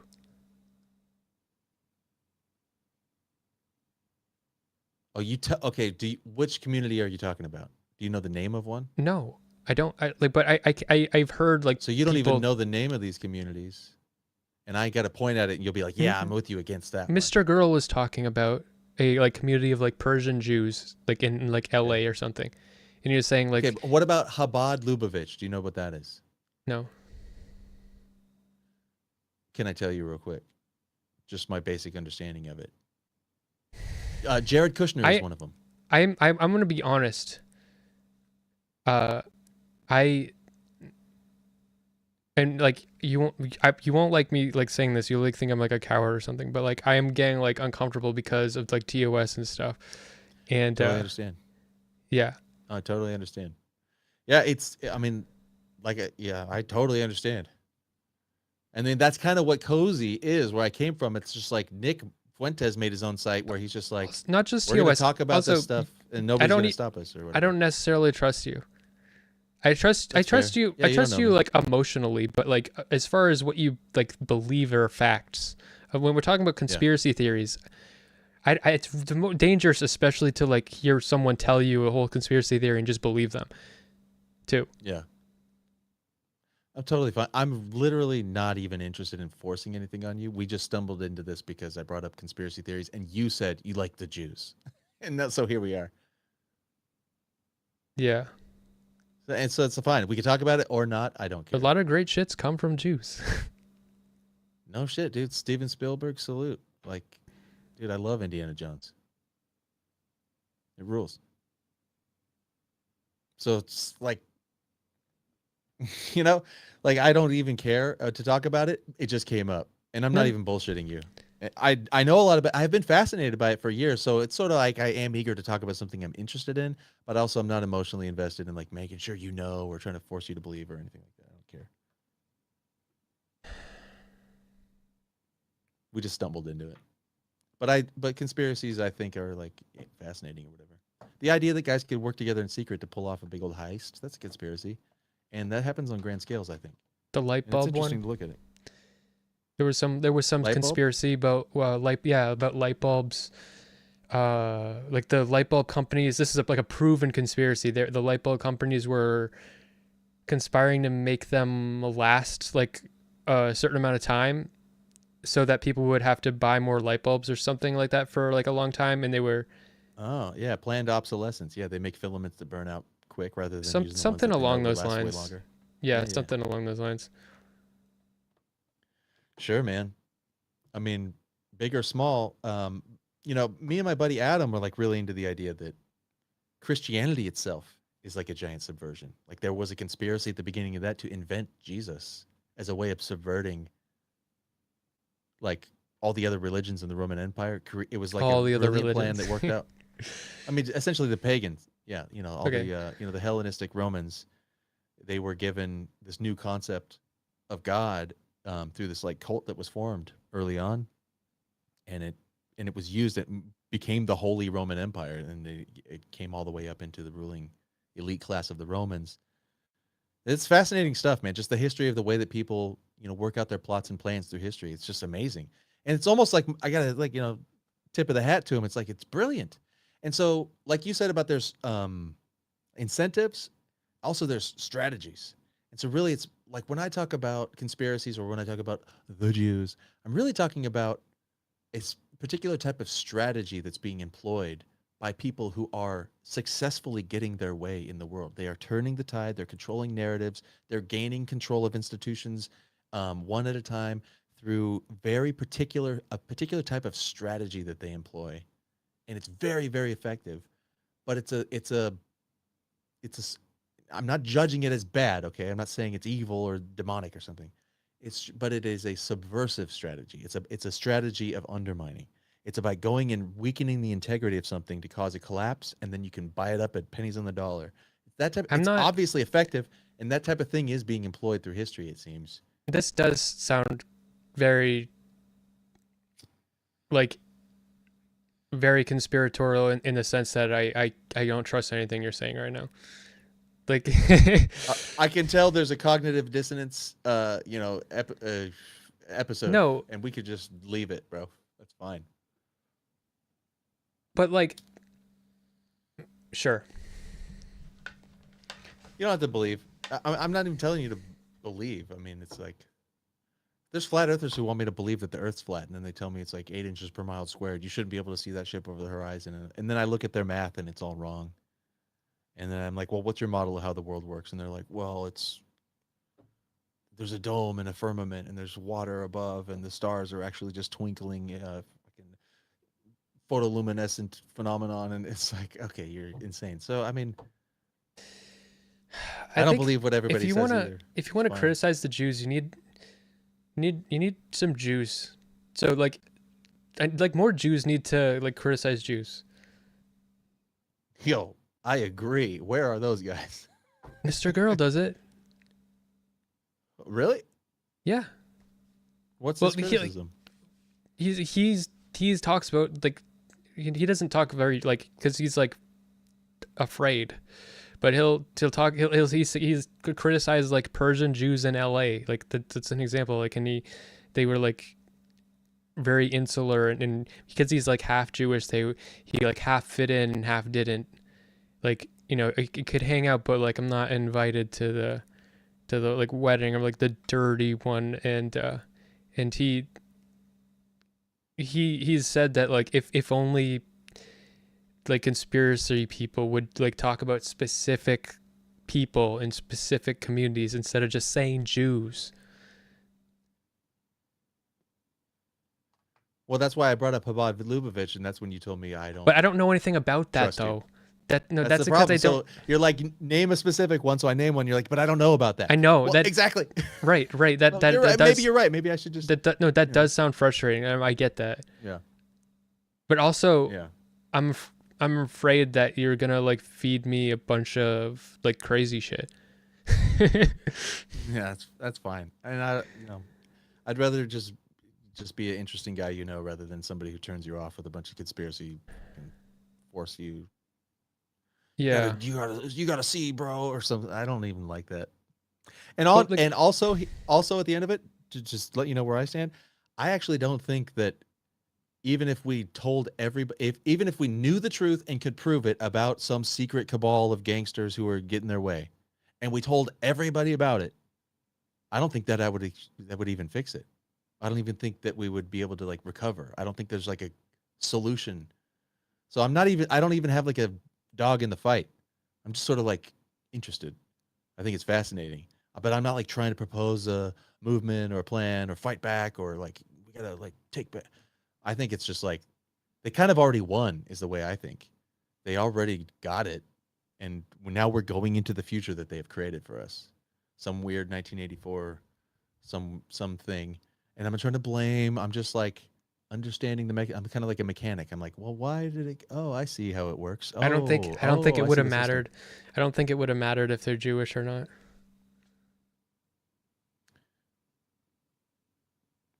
That's fine. I don't care that you don't think it matters. I honestly don't. It doesn't matter to me if Smith believes in it or not. And I don't care if anybody else does. Okay. Well, if you're anti-Semitic, I don't hate you. Mr. Girl will hate Dude, you. if it was though. if it turned out it was a bunch of Japanese samurai who were doing this, and it was just part of their samurai code to do this thing, and I was telling you about it, It's and you're just like, I don't fucking think it rich has to do with them people. being samurais. It's just rich, smart people like gaming the system, and that's always going to be the case. That's the country we've built, like from the like capitalism, and I think it doesn't matter who it is. It doesn't matter what race, and it just happens to be a lot of rich Jews. So that's my Yeah. Fine. I mean, and I don't mean that condescendingly. It's like, honestly, if you know, stay there, bro. Stay right where you're at. It's all good. It's cool.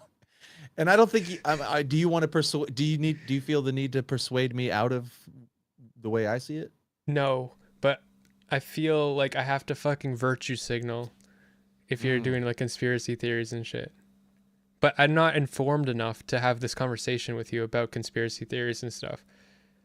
So, in any way that helps me understand the energy I'm getting from you. I get it. I mean, you literally said it. You feel like you have to represent. Genuinely virtue signal, like, cause it's virtue signal in lieu of being informed. Right. So it's like virtue signaling is like a way to just be like, this is where I am, and I don't know where you're like, but I need to just stake out. I'm here, and yeah. But yeah, I'll admit that. Well, I want everybody, especially Larry David, and especially even I want Benjamin Netanyahu to have fucking happy life and healthy children, so I'm gonna virtue signal right back at you and say I literally do wish the best for everybody, and I'm fascinated, and I tip my hat and I applaud to everybody who like got their way in the world. You know, amazing, well done, you did it. Like whatever means it was. If you could leave me alone, I'd appreciate that in return. If I could keep my Twitter account, I'll chill. It's like, not. It's good. oh, god damn it. You know what I mean? It's Elon, so Yeah, and exactly his. Did you listen to his space with the Jews when he gets surrounded by them? no. It was Ben Shapiro, and then it was a bunch of rabbis, and it was all these guys. And I have the same attitude as Elon. I'm like, hey, whatever you guys want. You know, I think is whatever makes the best outcome for everybody. I'm for that. Whatever's the best outcome for everybody, I'm for that. Literally, just like, how do we figure out good outcomes? That's what I care about. Yeah. And also, nobody cares what I think anyway. So we're literally just chatting. I don't. Well, some think people that do. my opinion is significant. I mean, like in the grand scheme or something like that. Yeah, just like the audience or whatever. Yeah. But like, who cares what they think either? I mean, we're all just hanging out on the internet. That's literally my philosophy. Is we're just killing time, having fun. I'm here vibing. planting seeds. I'm planting seeds to 5 people at a time or whatever. Sweet. No, I think it's cool to meet people, have talk about stuff, and have a good time if you can. And sometimes having a good time fighting. I've had like conflicts with people online. Sometimes that's fun, but I don't really. I feel like it's low stakes, and we're gamers or whatever. Yeah. If you're down to play Deep Rock sometime, I'm down. What's your rank? Are you good at the game? I'm pretty good at it. I've not played in like a few months, but I pretty good. I mained like my favorite to play. I mean, I could play them all, but my favorite to play was Engineer with a big Fat Boy build, and I would Nice. with like making sure like when the waves come, like if you can spot where they spawn immediately with the Fat Boy and like the right kind of map, it's just like you completely shut down the whole wave instantly. It's like they coming out I might of be the able to wall. get some good tips from you. That's a good tip. I've never actually really even thought about that. Spot where the wave's coming from. Yeah. It sounds basic, and honestly, it never occurred to me. That's a good idea. I usually like, oh, a wave's coming, so I try to find a good defensive position and fight through it. No, find where it's coming from and attack that. Yeah, That's just shoot a way nuke better at it and then they strategy. all die. Nice. All right. Well, I like to play as scout, so a scout engineer combo would be good. Yeah. I was playing this last weekend with my son, and we started trying to play like an elite deep dive, and we played a lot of. Dude, I was suffering at just level 4. I need to level up my skill. He's getting so good that I'm not. I need to be able to pull my weight a little better when we play. So I got to practice. Like Yeah, for real, I've been thinking about like I actually got to start taking this game seriously because he's getting good at it, and I'm starting to seem like Rock a and slacker. Stone. All right, everybody get Deep Rock. We should play. It's the best multiplayer game. I agree. I think it just is awesome. Yeah. We're sleeping on that game. All right. Well, we hung out for 3 hours. An hour seems too short. 2 hours is good. 3 hours is a nice long one. But more than that, we might end up milking it too far. So let's break it off and then play Deep Rock later. Sure. If you think of something else cool that we could talk about, please let me know, and we'll just have we'll put everybody to sleep with a long, boring conversation again. Yeah, I had fun. Yeah. It's good. It's hard to find people that are honest. Yeah. Or The- or they're being honest and it's distressing sometimes. I wonder if there might be a little bit of that. But yeah, I prefer that. I prefer to be distressed by someone's honesty rather than perplexed by their incongruity. It gives you something to fucking work with. Yeah. Yeah, just be straight up. Yeah.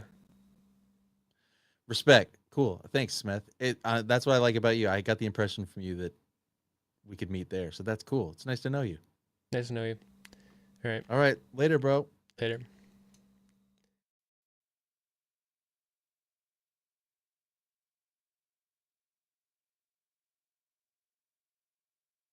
Yeah, he does come off as honest. I think he's anti-Semitic.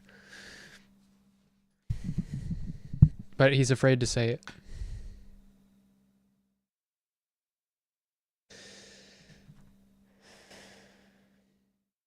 Okay. Have a good night. I've got a bunch of shit off of my plate. My video is really close to being done. I keep talking about it, but I'm really excited about that. I'm trying to look for, before I release it, I want to make sure that I release it in all the right places. I want to share it to communities about narcissism and narcissistic abuse, and any place that I think might be receptive to it. So I'm going to get all that ready. If anybody has any ideas, maybe hit me up on my inbox in my Discord, maybe. Until then, have a good night. I might hop on a panel on Saturday that is related to this guy that might have killed his girlfriend. That is also like a retarded 19-year-old that he told to leave her home and move in with him and abandon everything she's ever done and then brainwash her and then killed her. But allegedly, I don't know anything else about this. But might be on a thing on Saturday, but maybe not. Okay. Have a good night, everybody.